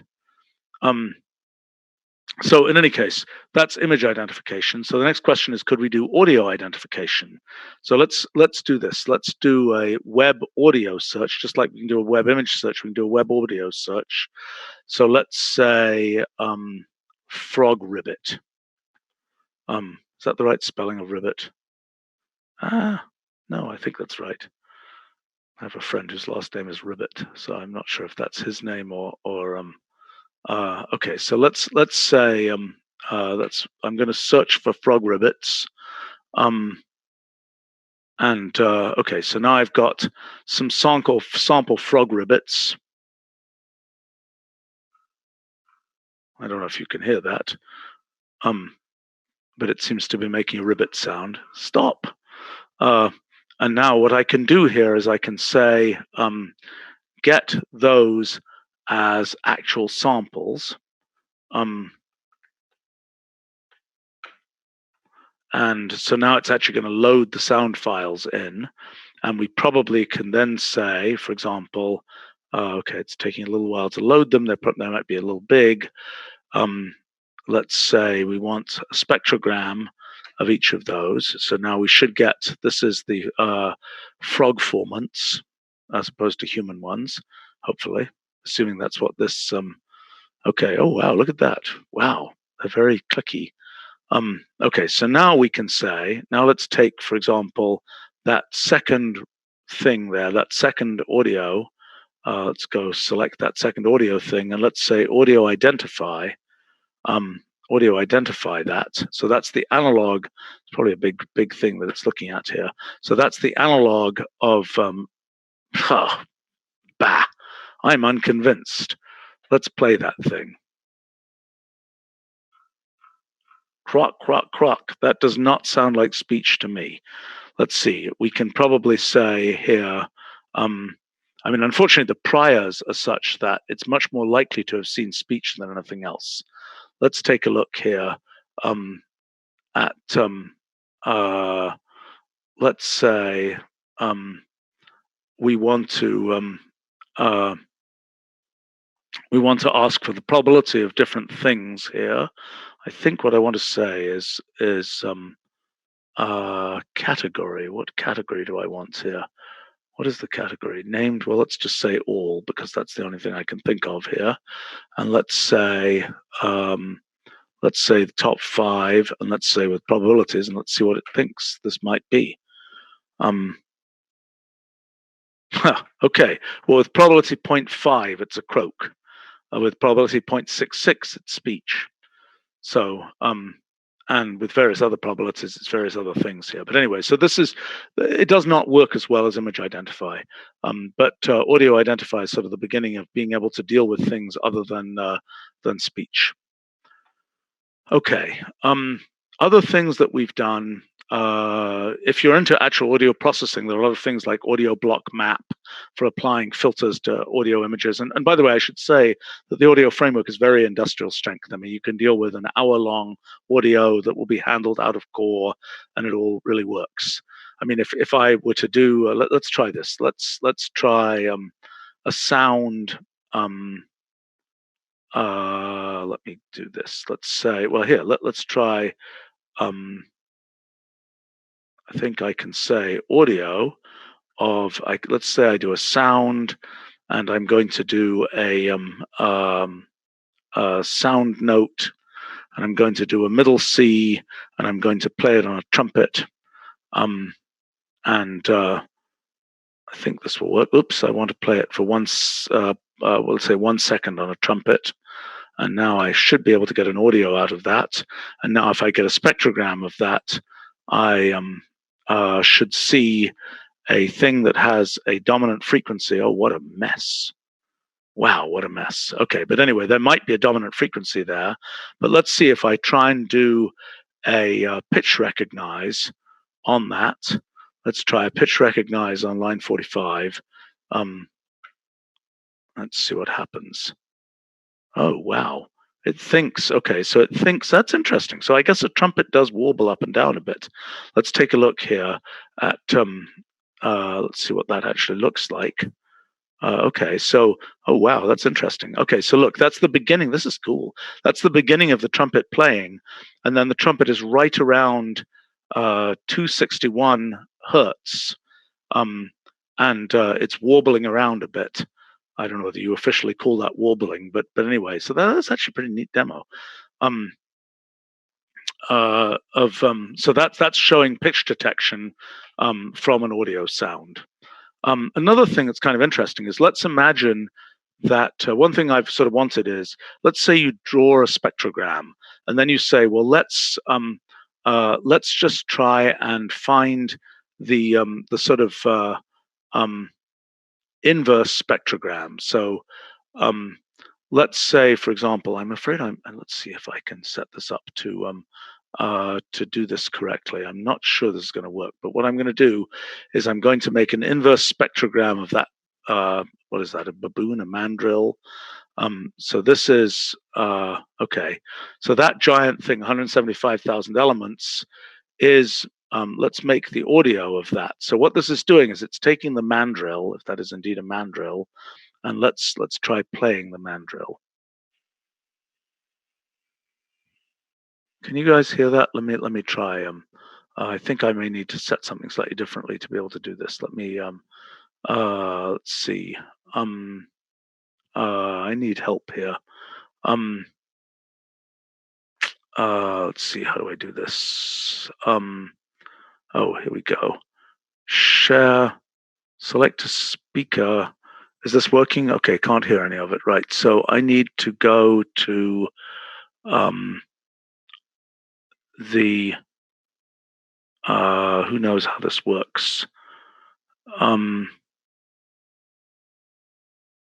Okay, let's do that. Let's try this. Anybody hear a mandrill?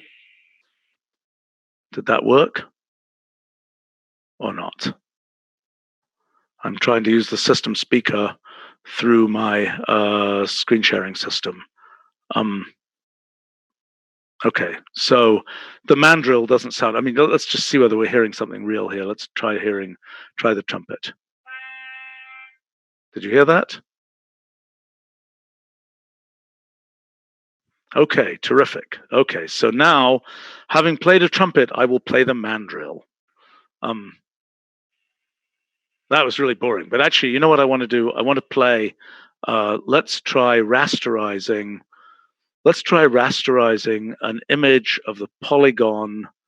What about, let's just try a regular pentagon. Okay, so now we've got this, that's a raster.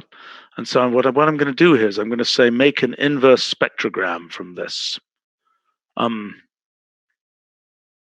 So what that's doing is it's imagining that this one, let's turn that into an audio object. I don't really know what this is doing, but anyway, let's try this now. That was pretty cool. Okay, so what we're hearing there is the actually, you know what I'm going to try here? This is what I'm going to try. I'm going to try a bunch of random lines. So actually, what I'm going to try is some. Okay, here's what I want. I want to take a line. Boy, I'm sorry. I have too much fun with all this stuff. Let's take lines. Let's do this. Let's say lines. No, actually, what I want to try is just a line with 20 segments like this, and then I want to make graphics of that. Okay, here's an idea.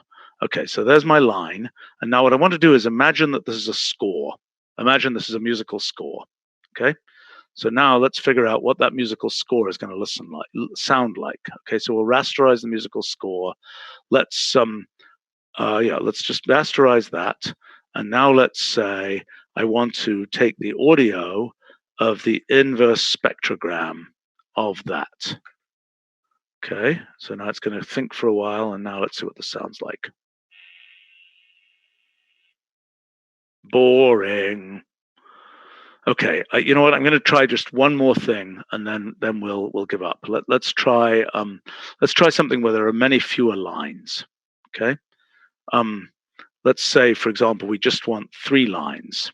Okay, so now let's try this. Let's try the inverse audio of that. And so now what I think it's going to do is make something. Okay, the problem is these are too low frequency. The problem is we have to tell it that we want the sampling rate to be much higher.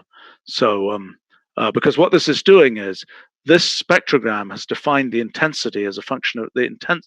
A spectrogram is time on the x-axis, frequency on the y-axis, and it's showing the intensity. So what we want to be able to do, maybe I'm not going to be able to do this in real time here, but what we want to be able to do is to, this is going to effectively play something that, so what we have to do is to reconstruct the phase. So this defines the magnitude of the sound, but to actually generate a sound, we have to find an optimal reconstruction of the phase. And what I was thinking is this would sound like a rising note and another falling note. But I think it's going to take a little bit of effort to figure out what the, well, I'm just going to try one thing just for the heck of it. Let's try line 56, and let's try 3 there. Ooh, no, that didn't work. Okay, it's much more complicated than that. Sorry. Okay, all right, onward we go. So, okay. So I've been talking about sounds. Let me keep going, talk about some completely different things here. Let's talk about natural language processing. Okay. So one of the big things we've done, so when we do things like when we say, flags of countries in Europe, we're using natural language understanding to turn that into a symbolic representation that then computes this entity value thing that then will generate the results. Okay, and it'll now download 51 flags, which might take, I don't know why things are running so slowly here, but anyway, it'll download those flags and get us nice high resolution results. Okay, so but that's the problem of natural language understanding, of getting a precise representation of a piece of input. But what if we have something? Let's imagine that we have the Wikipedia article about elephants. Okay, so then we can say, let's call it Ellie. And now we can do things here, like we can just say something like, why is this running so slowly? I'm getting very suspicious here. I am going to do something that, hold on one second. I am simply going to restart the kernel, which has probably built itself up with a huge amount of state here from everything we've been doing. Okay, so let's redo this. We're now loading in the Wikipedia article about elephants, and now I can do things like I can say, give me a word cloud. Actually, you know what I'm going to do? I'm upset that this is running so slowly. So what I'm actually going to do is I'm going to save those. I'm going to quit this notebook after saving it, and I'm going to start a new notebook. And oh yeah, there's a bunch of new notebook capabilities there, but let's go ahead and start a new one. And I'm just going to save this one out. Oh yeah, it was huge. It was huge. We're talking. I see. What happened is we probably had stored so many of those sounds and things were stored outside of the notebook. That's the way it works. But we had built up some absurd number. Okay, so probably we were just the beneficiaries of the new 64-bit Mac front end, which allows us to actually do computations up to those kinds of very large sizes. And store notebooks up to very large sizes. Okay, so now I'm going to make word clouds from elephants, and from the Wikipedia article about elephants, and needless to say, the word elephant is the biggest thing there. Okay, actually, I have one contribution from the web here, so let's just go ahead and look at this. We're getting the inverse spectrogram of that shape.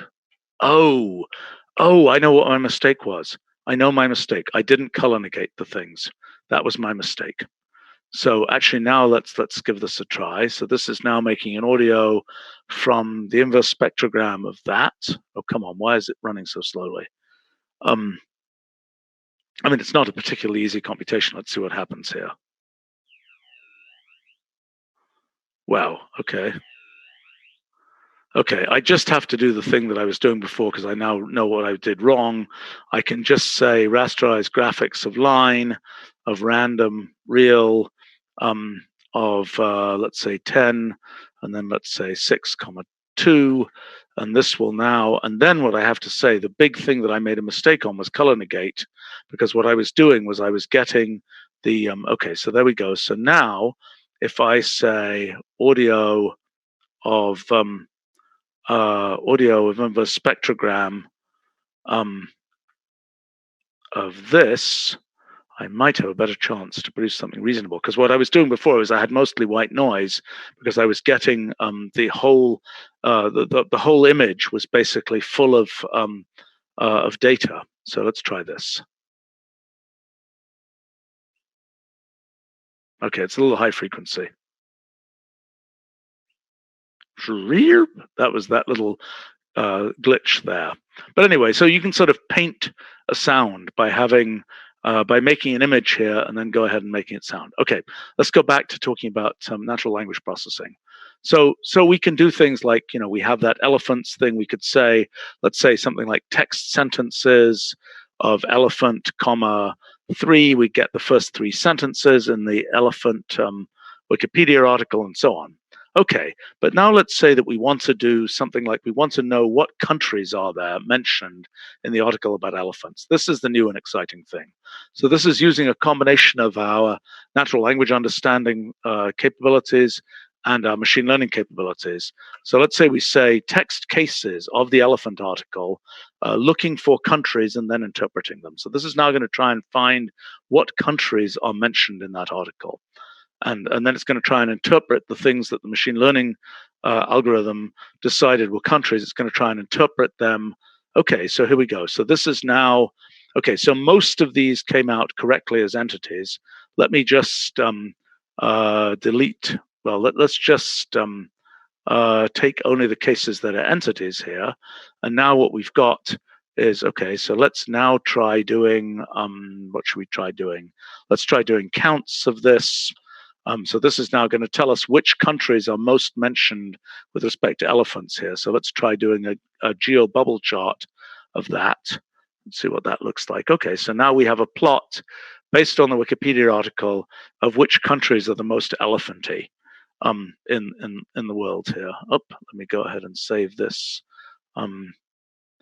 to.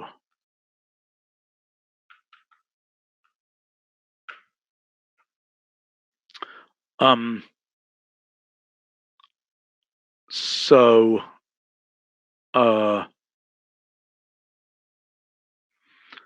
Let's see. The Yeah, actually, there's some questions on the live stream. I'm gonna somebody is commenting on web image sets of brain MRI, but that's okay. For how much output to display? Yeah, there's a lot of ways to control how much output you display. I mean, at a very simple level, if I just make 10,000 numbers here, if I make it 10,000 numbers, it will by default display a certain number. Oh, 10,000 wasn't big enough. Let's say I say 100,000 numbers. It's not going to display all of them. It's just going to show me a sample of them. I could also say, show me a shortened version where I just want 4 lines of output. And that's going to show me that kind of thing. So that's the way one controls that. Actually, we're working on some ways to have more explicit drill down of kind of skeletonized expressions. How did the text cases work? Well, it's a bunch of machine learning stuff. So let's try. I mean, just for the heck of it, let's just see what happens. I mean, I'll just try some other things. Let's try, for example, let's try a species here. And let's see whether we can recognize that. So what this is doing is it's using our entity types. So we know about 1 million species, give or take, and we'll know linguistics for a bunch of those species. And now let's see how embarrassed I am about what it comes out with here. See what happens. Okay, so mostly it was very successful at talking about humans and African bush elephants and things like that. A few of these, it's showing us things like orphan elephants, which it thought might be which the machine learning system thought might be a species, but we were unable to parse through our linguistic analysis in the NLU system. But it's still, I think that's a very reasonable effort there. I mean, we can try. Let's try another one. Let's just try. I don't know whether this is going to give anything here, but let's try. Actually, let's do this. Let's try ocean here. See whether that produces anything reasonable. Yeah, it's a lot of African bush elephants. I agree. We could, for example, one thing might be interesting to know is what the ratio of the number of mentions of things interpreted as an African bush elephant as compared to an Asian elephant would be. Okay, let's see what happened. Okay, so this got 2 copies of the Mediterranean, which were mentioned in there.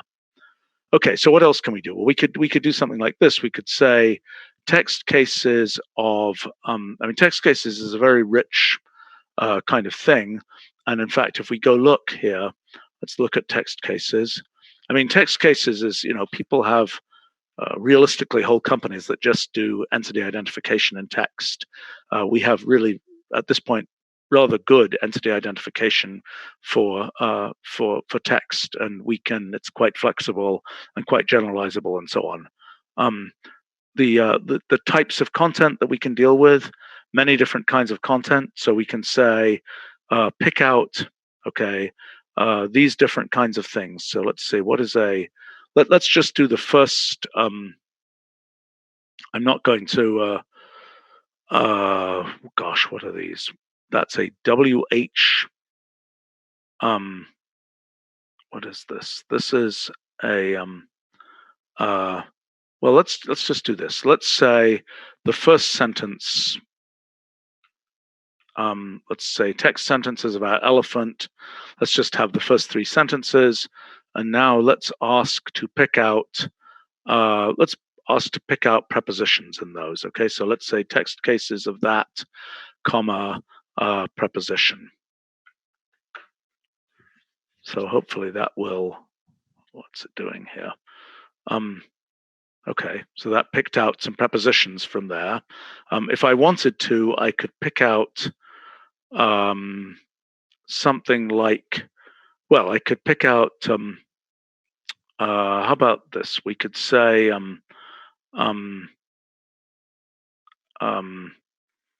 Let's take, for example, I wonder whether there's a version of the.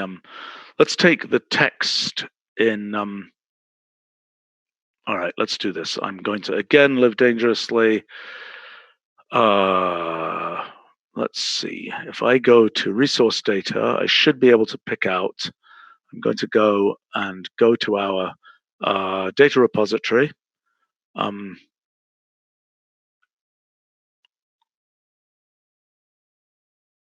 Okay, oops, that's not what I wanted, but I'll do. Let's go look for Alice, and I'm going to try and pick out Alice in Wonderland, and this should be the text of. Okay, let's get the text.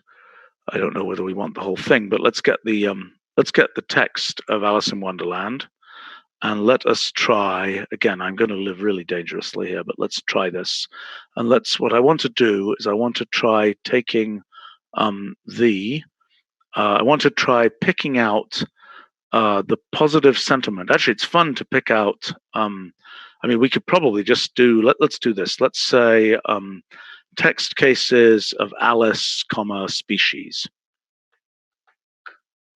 So hopefully then, oops, this is going to take a few seconds here. So now this is picking out hopefully the mentions of things that we recognize as species in Alice in Wonderland. And then maybe what we can try doing, if this works. Oh, I didn't tell it to do the interpretation, but anyway, it's a lot of rabbits and a few flamingos. Now, what I was going to try to do is I was going to try to pick out positive sentiment sentences from here. So what I should be doing is, if I say positive sentiment, I want to say, oh, this is the sentiment classifier. Okay, so what I want to say is text cases of Alice, and I wonder if I can just do this. This may be too dangerous. I'm not sure. I don't know what the units. Oh no, that wasn't very good. What I want to do is I want to pick out just sentences that have positive sentiment. So I want to say in there, I want to say a form that. Let's see what I want here. I want to say something like what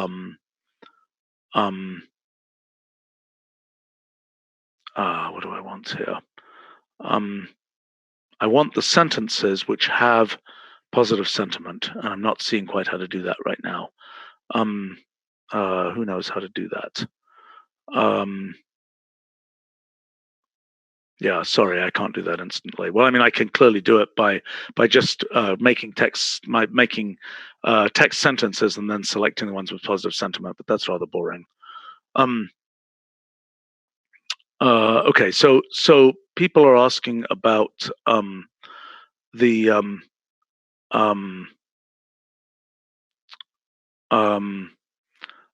people are asking about representations of sentences. Well, let me show you what we have there. And this is all. Oh boy, this is a long Alice in Wonderland. Forget that. So let's just put in the sentence here, and let's say now I can say text structure, and this is all getting slowly normalized to be the same, to work in the same way. So text structure is going to give me a parse tree for that sentence, and I could say something like, if I say text structure of that, comma, what do I want? I want a constituent tree, is that right? No, that's what I want. Sorry, I want constituent graphs instead, and that will then show me. And that's essentially what's happening in this system when we're picking out WH phrases and things like this. That's effectively the way it's doing it, is something like this. Okay. So, and this representation here is a tagged representation in terms of so-called text elements, and you can manipulate this. I would say that I'm not 100% happy with the kinds of functionality that we provide for making it easy to manipulate that. But if you look at what this actually is on line 23, if I say what's the input form of line 23, it may be a little complicated, but you'll be able to see roughly. Oh boy. Okay, so what you'll be able to see, it's a bunch of nested text elements, each of which has a grammatical unit, which is an entity of type, which is a grammatical unit of type pronoun, and so on.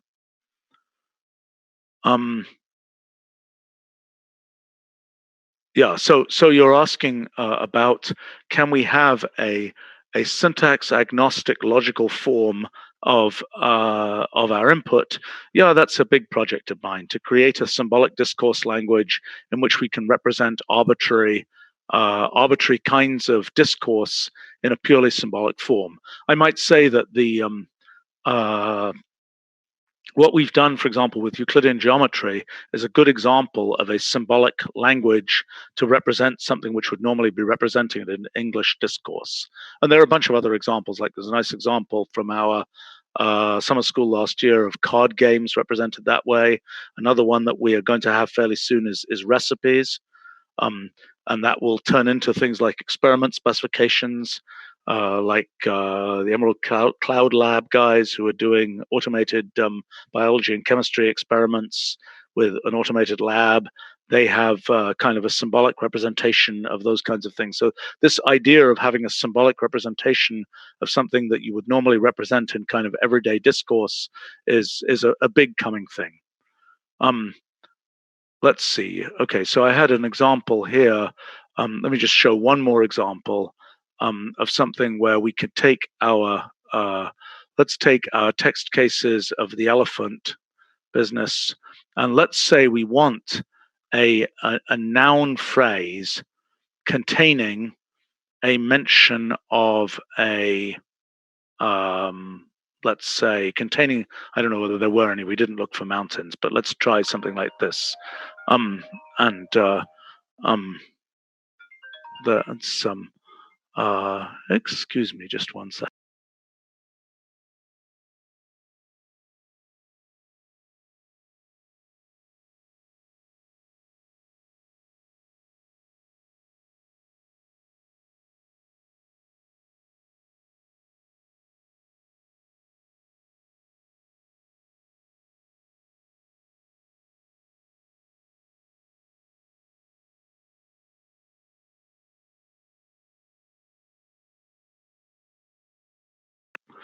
Okay, all's well here. Well, while I was on off dealing with that, we had 1 minute and 3 seconds remaining. Oh boy, this is going to take a while. So this is attempting now, and the end of it, it'll be really boring because we'll end up finding that there were no noun phrases with mountains in them. But let's see what happened there. And by the way, we have okay, come on. Actually, what we should have done is something like quantity, where we ask for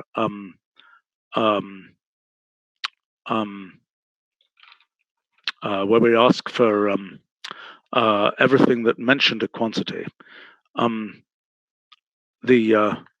Okay, come on. Sorry, this is difficult, by the way. What this is doing is difficult, so I'm not apologizing too much on behalf of. And what we're doing is being done in a very state-of-the-art way. This is not. There's no slouching here. It just is difficult. Okay, come on, drama. What is it going to do? How many mountains is it going to find? Oh, come now. Okay, let's see what happens here. Let's see. Yes, no, it's going to be a null list at the end of it. I can see it coming.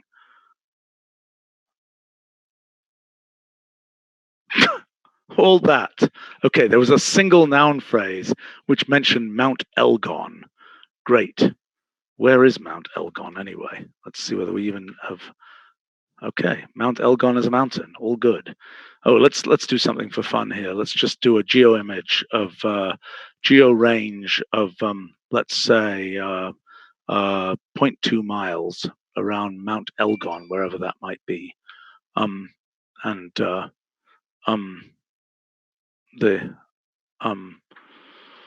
was pretty boring. Okay, now you're making me do something here to just make. Okay, so let's try 10 miles around Mount Elgon. Okay, it's always interesting, to compare that to something like geo elevation data, which we can also do, and we could just if we wanted to, we could do a list plot 3D of that.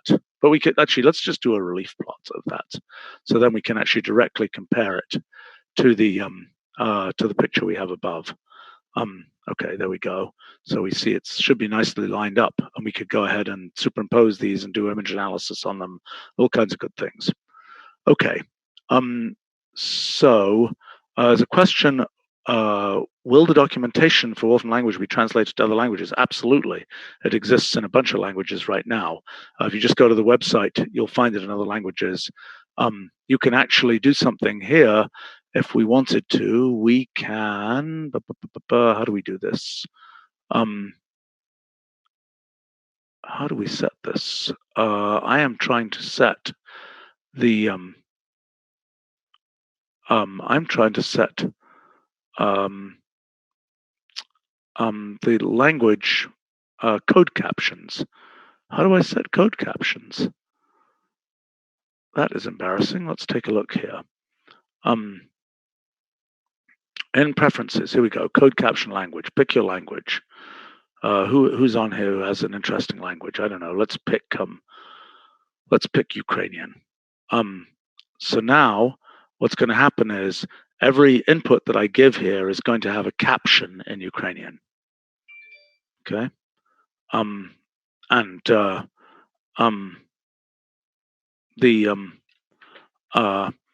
so that's a way that you can get, the code is in English here, but actually we have translations into a bunch of languages, as you could see there, for this, and that's a way to help people use Wolfram Language as a computational language, where you can read. Where you read the computational language to understand what it's talking about. It's kind of like the analog of mathematical notation, but for computation.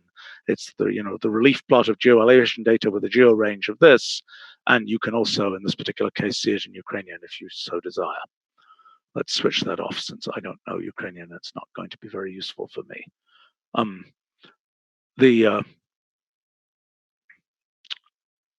Okay, so yeah, we need a geo-identify, and in fact, we have a pretty good neural net that identifies pictures. All right, okay, you're going to make me do some crazy thing here.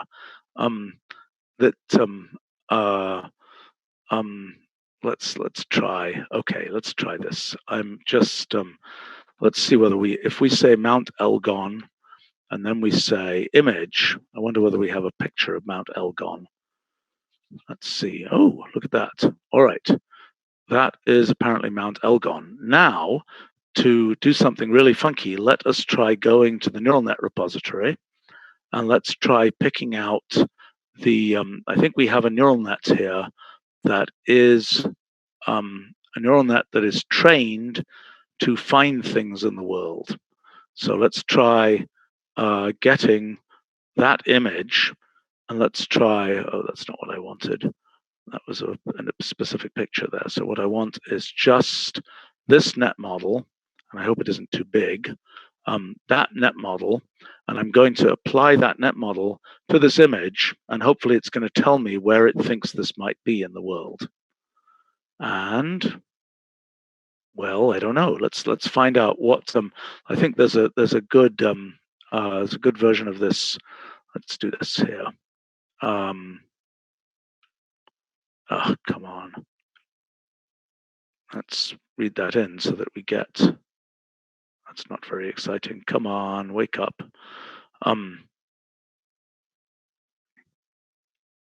That's okay. Let's do it a different way. Let's go ahead and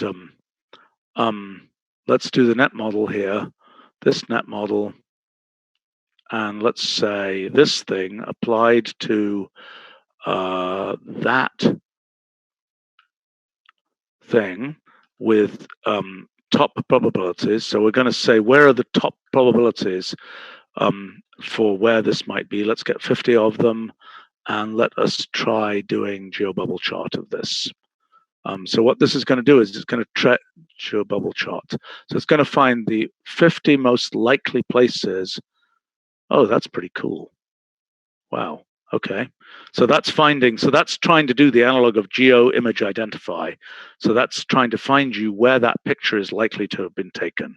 And I guess there's a bunch of Central American, it's pretty convinced it's there. So now I have to find out, let's do geo nearest.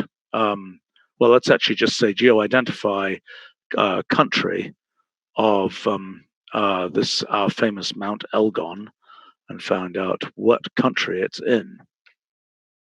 Uganda. Okay. So is that over here? I think so. Cool. All right. let's see. Okay. Well, people are asking about all kinds of things. There's so much to talk about here. I'm sorry. There's I'm gonna tackle. I'll tell you what. I'm gonna tackle chemistry, and then I'll talk about blockchain, and then I'll talk about there's so much to talk about. Let's talk about chemistry. So we're talking about symbolic representations of things in the world. One that we've wanted to do for a while is chemistry. So if I say do something like this, I can say that is a molecule, and it is a symbolic representation of the caffeine molecule. And so if I say something like molecule plot 3D, I'll get a 3D molecule there. But what's more interesting is I can get something which is a very, so let's imagine that I just have a random string. So I say random choice, and I'm going to say, let's say carbon, nitrogen, oxygen, something like this. And actually, I'm going to put in here another piece of the random choice. I'm going to say paren, CCC paren, like that. And let me do like 20 of those, and then let me make a string join of that. Okay, so that's now making a sort of random so-called smile string. And let me now say make a molecule out of that. So, oops. Yeah, well, that's what I get for trying to write down an arbitrary. Fascinating. Okay. Well, let me edit my string here and get rid of that. Let me just get rid of that nitrogen. Let me get rid of those things there. And let me try and make that into a molecule.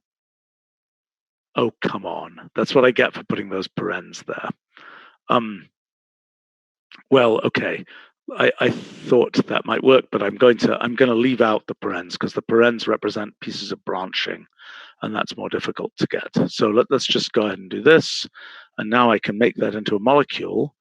And if I ask what is that molecule, what's the input form of that, what you'll see is that it turned it into this symbolically represented atom object and symbolically represented single bonds here. Okay, but I can take that and it will actually have made a kind of physical estimate of how that molecule will be configured. So if I say molecule plot 3D, it will now go ahead and make a three-dimensional molecule out of that is at least a decent approximation to what that molecule would look like if it were actually made out of atoms. And we can do all kinds of elaborate things. Let me show an example here. This is taking a molecule. Oops, that's weird.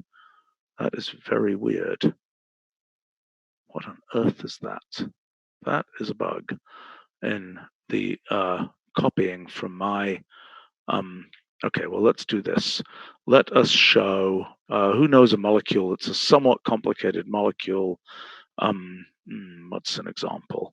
I don't know my molecules well enough. The only molecules I know are things like it's a molecule. Well, here I want a random organic molecule, so I could just say random entity molecule, but I'm afraid that a lot of those molecules, chemical. A lot of those chemicals are not going to be organic molecules. But let's just try 10 of those. Okay, what on earth is that? That might be. Anybody know whether that's a reasonable molecule? We'll find out in a moment. Okay, so let's see whether that can be made into a molecule with a symbolic representation. Okay, cool. All right, so let's say molecule plot 3D of that. N-phenyltoluene. Okay, that was a little boring, but okay, so let's go ahead and make a molecule plot of that where we say we want to highlight the things which are bonds. Let's say, let's try highlighting bond. Let's say the carbon-carbon bonds that are double. Okay, let's see whether that works. Oh, boring. Oh, I think they were highlighted, but we just can't. Let's see, what do we want to do here? Oh, let's actually just do a molecule plot, a regular 2D molecule plot. Oh, that was boring as well. Well, I goofed up somewhere here, but let's just try. Let's see what happens if I just ask to highlight carbon-carbon bonds. Okay, so that highlighted all the carbon-carbon bonds. Oh, you know what? Those are not double bonds. Those are uh, aromatic bonds, aren't they? Those are, I don't know. I theoretically learned all the chemistry I know the night before an exam I did when I was 14 years old. So, yeah, okay, so those were aromatic bonds. Okay, so and we can do things like we have notions like a molecule pattern. So we can get we can take some big molecule. Let's take let's try taking, I don't know what any of these are, but that sounds like a big molecule, whatever it is. Let's see. Let's just take a molecule plot, 3D, and is that a big? No, it's not a big molecule. How can I have so many things in it in its IUPAC specification and be so small? Oh well. The let's see. This one would be great for demonstrating MMF 94 because it rotatable bonds. Okay, what does that mean? I want to so for example, I don't really know what this is, but I could try taking that molecule, right? I take that molecule there, and I could say something like, that's a molecule, and now I say something, and again, I'm going to embarrass myself because I don't know enough about this, and I could say something like, show me the point group. I think this molecule has no symmetry, so I think it just has. Is that a trivial point group? I'm not sure. Anyway, oh, acetone. Somebody is suggesting acetone. All right, let's try acetone. Does that have? Okay, that has a non-trivial point group there. Probably because the shape of the molecule is, yeah, acetone is something very simple looking. So it has a, and we could go through. That's a group specification, so we can go do group theory on it. Okay. Great. Yeah, I see. It has a symmetry about that axis there. All right. Anyway, so that's computational chemistry. There's a lot of complexity in building this and dealing with stereochemistry correctly, and so on. And we're pretty happy with how this is working. Coming soon will be things with biomolecules and being able to go from our genomic analysis. You know, if I just say genome data of some random gene. If I just say that, hopefully, I would get a gene. But oh, come now, what is that? Is that not a gene? Oh, what is it? I was just looking at one of these. Let's say that gene there. Okay, that's a gene. I know that one's a gene. That's a part of the hemoglobin. Okay, there we go. And so we could actually, it's always fun to just go take a piece of this. Okay, let's take a piece of that, and not very long piece, and let's say genome lookup. And say take that piece, oops, and let's see. Imagine we were a gene editing molecule, and we were going and we were trying to use that as our sequence to find out where we should edit. Well, this is saying, oh, that's interesting. It appears on chromosome 16 in a couple of fairly close by places. Anyway, that's just fun. But we will be doing more stuff with biomolecules and heteropolymers and so on. Also, people are asking about reactions. Chemical reactions are hard. I mean, what we can do is we can do sort of structural modifications on molecules that you do just sort of syntactically. But computing what happens, I mean, coming soon we'll be computing things like orbitals and doing various kinds of computational chemistry. We've been looking at using machine learning to generate good basis functions to do all of that stuff. These are coming attractions. We're not there yet. Okay. I could switch to talking about blockchain, or I could sort of keep going on the things I was planning to talk about. But if there's all right, I'll talk about blockchain just because blockchain is interesting. But there's a bunch of other things I want to make sure to come back and talk about. Really a lot of stuff that's I think worth talking about. Okay, let's talk about blockchain. So we've had we have the ability to, let's say we want to look at a blockchain. So let's say we have, we can define a blockchain base. And that blockchain base could be, for example, well, we can see some of the things it can be right now. It can be Ethereum. It could be the Ethereum testnet. Okay, so let's say, oops, I need to ask it about a block here. So let's say block -1, which means the most recent block mined on the Ethereum blockchain. There's the block. We could pick up one of these transactions here. We could go ahead and say, okay, that's a block that got mined there. We could go ahead and say, for that transaction, what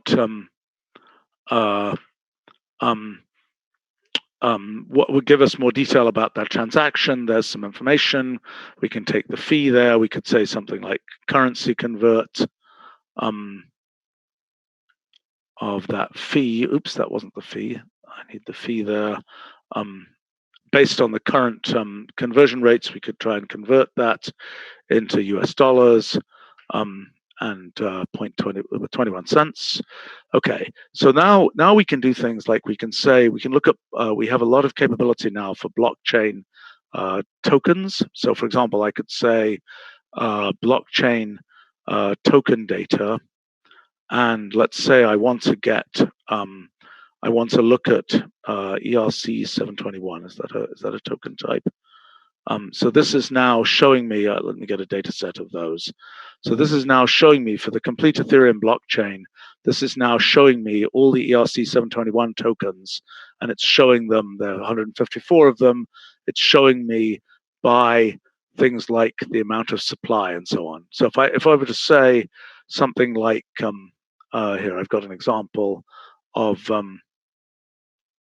let's say, a word cloud of the blockchain tokens. Let's see, why do I need to do a sort? I don't know why I need to do a sort there. But anyway, this is showing by the number of transfers that have happened on the blockchain, what are the most popular tokens, and CryptoKitties is the winner. Now let me see, if I do it by holders count, the number of distinct people who hold the thing, let's do that, holders count. Let's see what wins then. So this is now showing us results for that. Okay, so it's a slightly different pattern of what the winning blockchains, what the winning tokens are based on holders. So we can do a lot of analytics on blockchains. We've gone a pretty long way with Bitcoin and Ethereum. Recently announced also ARC as another blockchain that we're doing analysis for. We're working with a whole bunch of different blockchains to provide analytics and to hook them into Wolfram Language. So you can expect that as kind of a coming attraction over the next few months and so on. The ability to really do detailed analytics in the language on all these blockchains.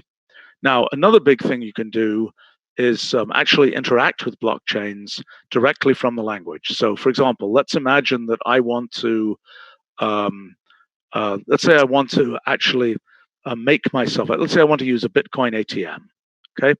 So what do I want to do? So first thing I want to do is I want to generate an asymmetric key pair that is in the right format to be, so for example, if I just generate an asymmetric key pair, that's going to give me an RSA, a pair of RSA, public key and a private key in RSA. But I could ask for a Bitcoin suitable version of that.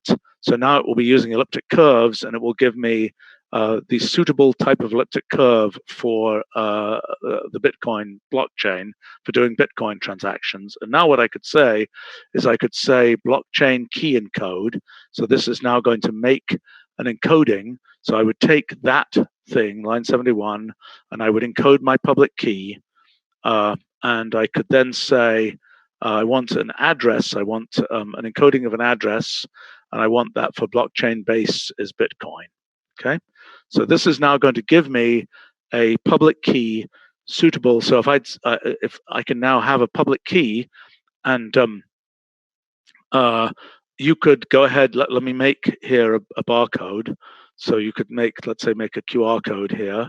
So now it's like one of those things where I could be on some great social media thing. I could just say, now send me money. You know, look at that QR code. and do a Bitcoin transaction where I'm sending Bitcoin to that public key. And since I didn't show you here what the private key is, you can't you can't get that from me. But I would need the private key to be able to retrieve the Bitcoins that hopefully everybody will send to this QR code. Let me show you how that works in a more concrete way. So let's imagine, let's set ourselves to use the Bitcoin testnet. So that's not so that we're not spending real money. And now let's okay. So this is now, it gets a little complicated because we're now setting up. Okay, so let's see. This is the outputs from a particular transaction on the Bitcoin testnet.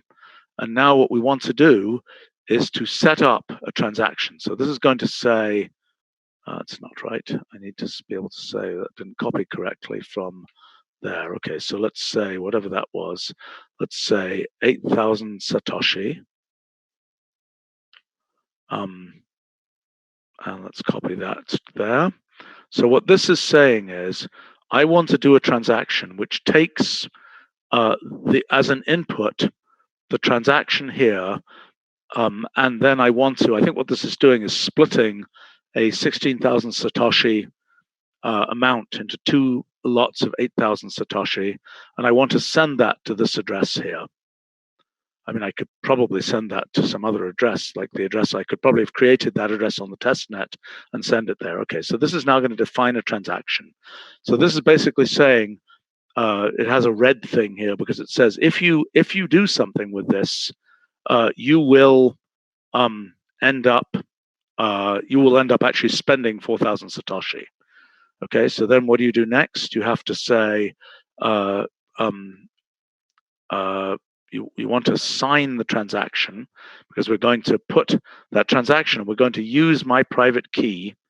So let's use one of these private keys up here. Let's use that private key. I don't know if this is going to work actually, because I may have had to use a private key that's consistent with everything else I'm doing, but let's try it. Yeah, okay. Oops, wrong private key. But anyway, the idea is if I had the correct private key, I would do that. This would give me a blockchain transaction, a correctly set up blockchain transaction. And then all I do is I say blockchain transaction submit. Actually, let me try to, well, this is going to take too long. There's a version of this in my blog post.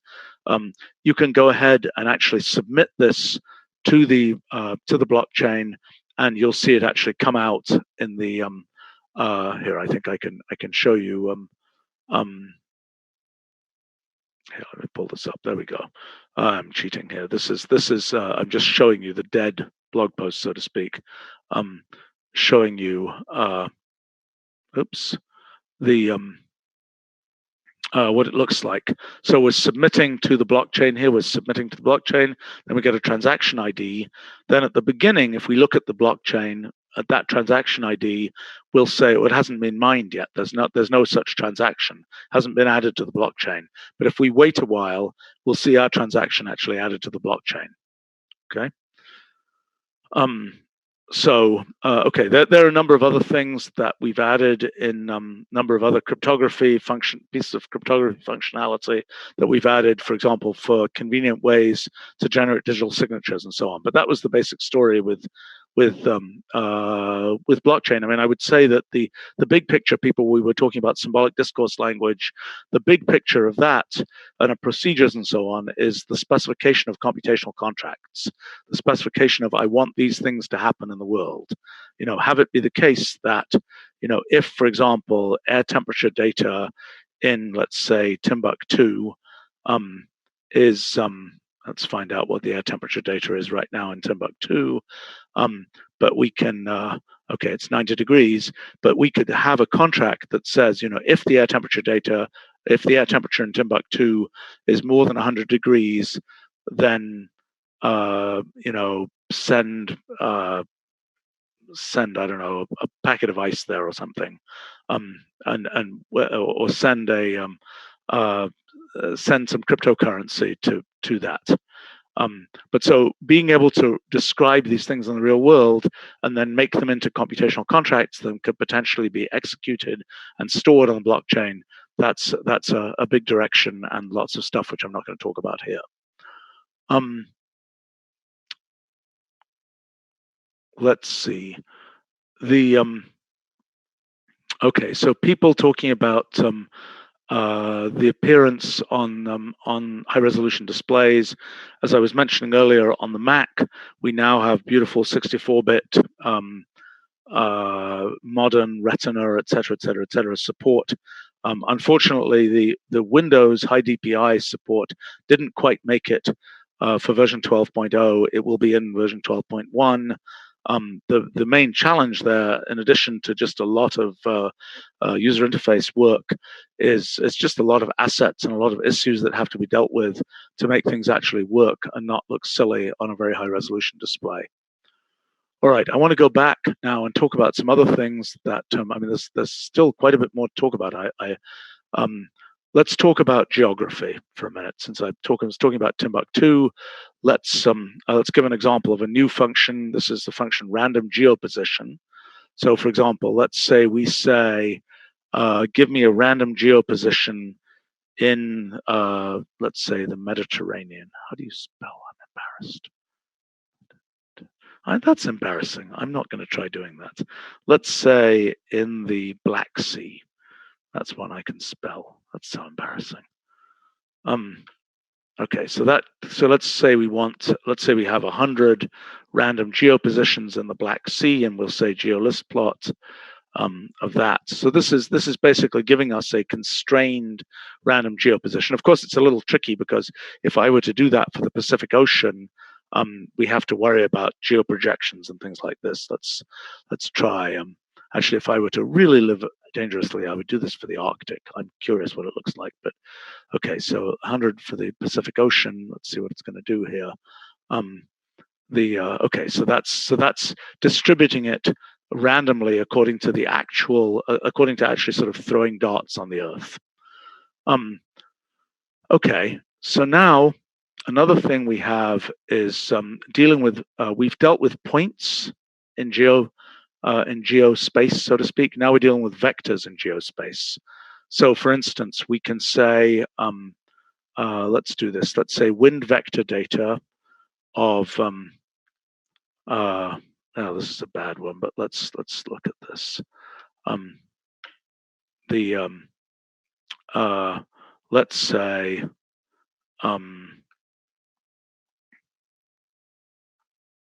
Let's try yesterday. And let's say downwind geovector. So what this should do, let's see what this does. Oh, this may be a little complicated. Okay, this may not work actually yet. Yeah, this doesn't work yet. This is what I could show you here. Let's say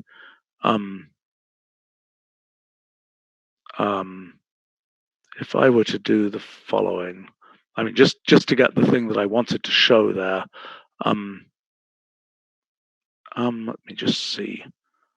Yeah, I think that will give me. If I were to just do this.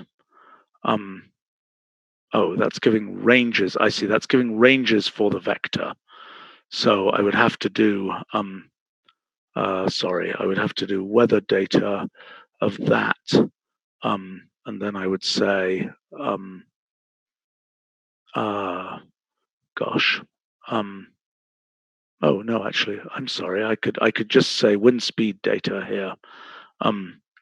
Okay, because what I was doing there was trying to get the vectors. Oh wow, it's 0 to that. So I think I can ask for the time series here. No, help.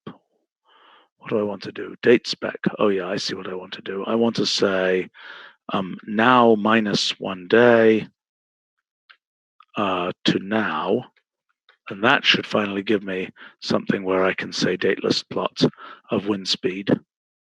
Okay, so it went between 0 and about 8 miles an hour. But in any case, let me show what happens for vectors here. So I could say I could get, here's the wind vector data of, so I can get the wind vector now, and then what I might want to do is to actually show that on a stream plot. So actually, why don't I do this? Why don't I get a, how can I do this? Well, actually, I could cheat and I could just use an example I already have, but I would like to, no, that's useless. That was not helpful. Let me just go ahead and let's see whether I can get something in a region here. List of locations, how about that? Okay. I'm sorry, I'm not going to be able to do this. What I was trying to show you was how we can use geovectors in, let me show you something here.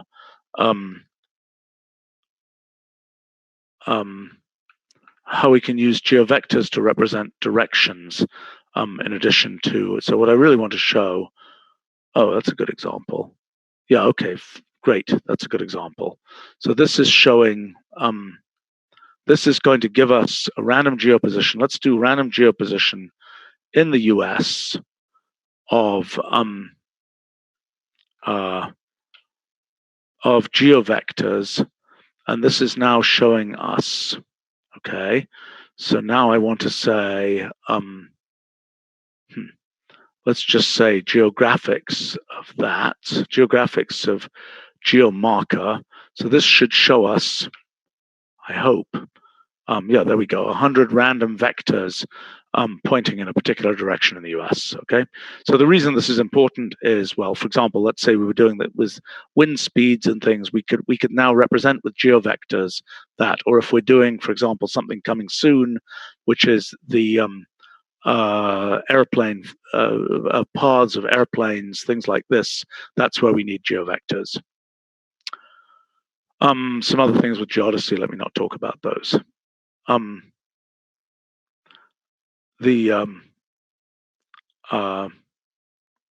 think I've been going on a ridiculously long time. There's way too much stuff here.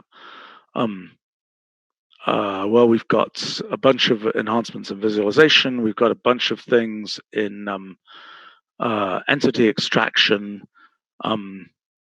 Let's see, what else could we talk about here?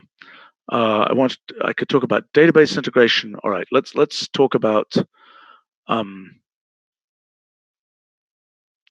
okay, I'll just give you a menu of topics, and maybe people can tell me what they'd like to hear about right now. Can talk about things like, this is a simple one. We could talk about how we get a, let's try this, something like this.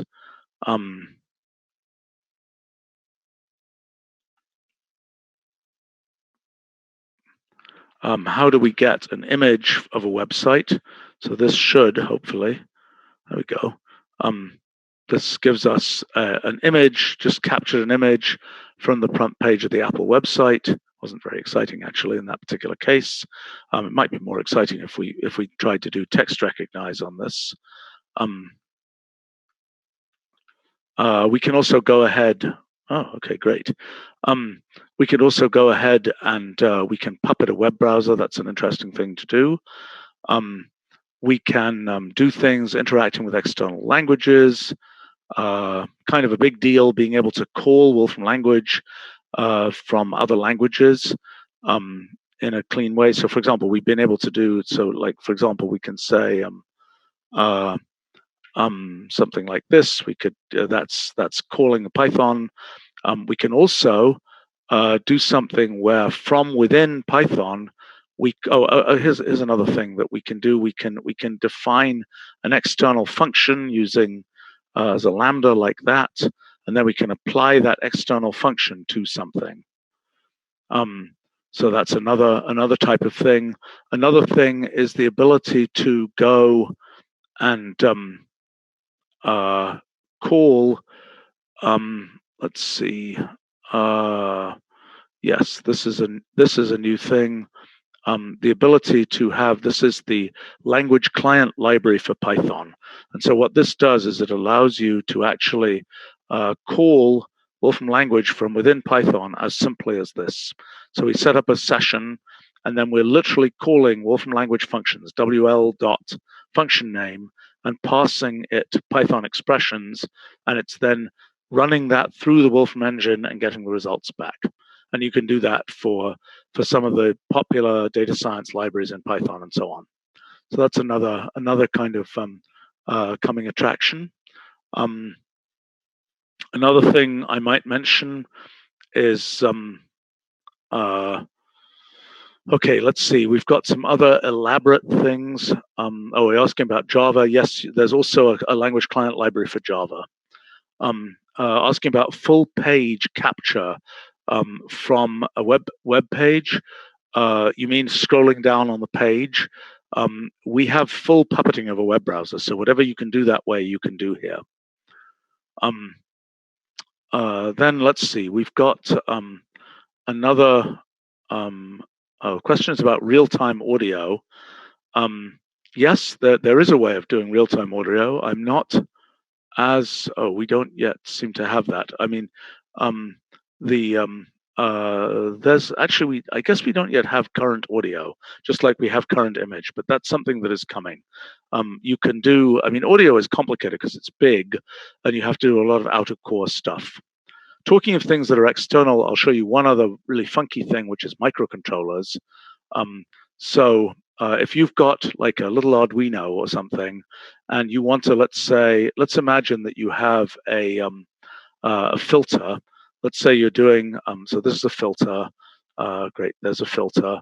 And that filter has a certain frequency. You've defined that filter, and you want it to have a certain frequency response. Okay, there's its frequency response. Now, let's try and download it. Unfortunately, I don't have an Arduino or something on my computer, but let's try downloading that to an actual device. So this is now going to say, oh my gosh, that's an actual hump. That's an actual port on my computer, and this is saying download to that microcontroller, to that species of Arduino, an Arduino Uno, and we support a bunch of different kinds. What did I do wrong here?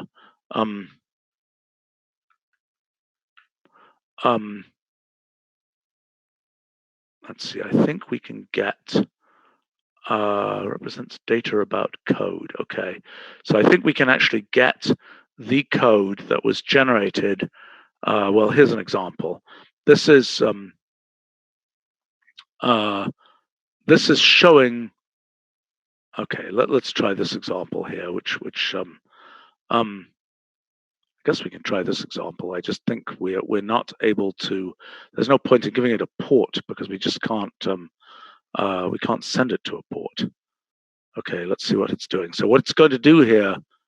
Oh, in principle, what it was going to do was it was going to create the Arduino C code that would run that filter on an Arduino, and then it was going to generate that and set it up so it can actually be sent to a particular port on my computer to go to an Arduino. Then you can unplug the Arduino and it will be running forevermore that particular filter. So it's a way of actually creating a standalone runnable thing. It's with this. Somebody's asking, is it possible to write your own language interface for those using various in vogue languages? Absolutely, in both directions. Both we can do. I wonder whether this is working yet. I think so. There is a notion of external evaluate. I don't know whether. Let's see what we've got here. Okay, so we've got a few languages available here. We have a bunch more that are coming. I don't think I can yet demo Haskell and things like that, but that's coming soon. And the way this works, I mean, literally, I'm just giving this string here of I don't know what I might give it, a string here, and it'll come back and then convert from the native Python data type to this data type here. And yes, you can do that. You can do that using 0MQ. Any language that has a 0MQ connector is very easy to call from external evaluate. Any language that's connected into Jupyter, for example, is also easy to call, trivial to call from external evaluate. And going the other way, calling into Wolfram language from another language, that's fairly easy, but I would say the nice design depends a lot on the local vernacular of those languages. And I think we have really nice designs for Python and for Java. C#, yes, we have .NET and that available. I think we have. You can look at all kinds of ZMQ socket stuff, and opening sockets. I think I can do a socket connect. Let's see if I look at this. I can open a 0MQ socket from Socket Connect and do all kinds of lovely things that way. I can also, if I really want to sort of be crazy here, I could do. Let me just show you something really crazy and weird. Let me try. Actually, okay, let me just do network packet recording. This is now going to record the network packets on my computer for a second. So this is now all the network packets going back and forth on my computer, recorded for the last second. And that's probably showing all kinds of terrible things, mostly local IP addresses, I suspect. And we actually, here's the thing that's new in version 12 is network packet. Let's try this. Network packet trace. And I think if I say something like URL read of http wolfram.com, this will show me, I think, the packets that were generated during the reading of that particular, I don't quite know what this is all meaning, but that's generated during the execution of that particular function. If I publicly release my package manager, I think we'd be very happy to see a package manager released. We are actually working on a lot of new package management capabilities in Wolfram Language. One thing I'll show you that is a coming attraction. Well, maybe I'll do another live stream about that. Never mind. Okay, so all right. It sounds like we should plan on a version on a part 2. There's going to be all kinds of fun stuff in part 2. I would say I'll do it in the next couple of days, but unfortunately I can't because I'm going away somewhere tomorrow and won't be able to do this. But in a few days we can continue, and I'd be very happy to. And thanks to the audience for a lot of good feedback, a lot of good questions and comments. And in this live stream, what tells me that we've been doing good stuff is that I've invented a whole bunch of, I think, fairly cool demos that should find their way into our documentation and other places in due course.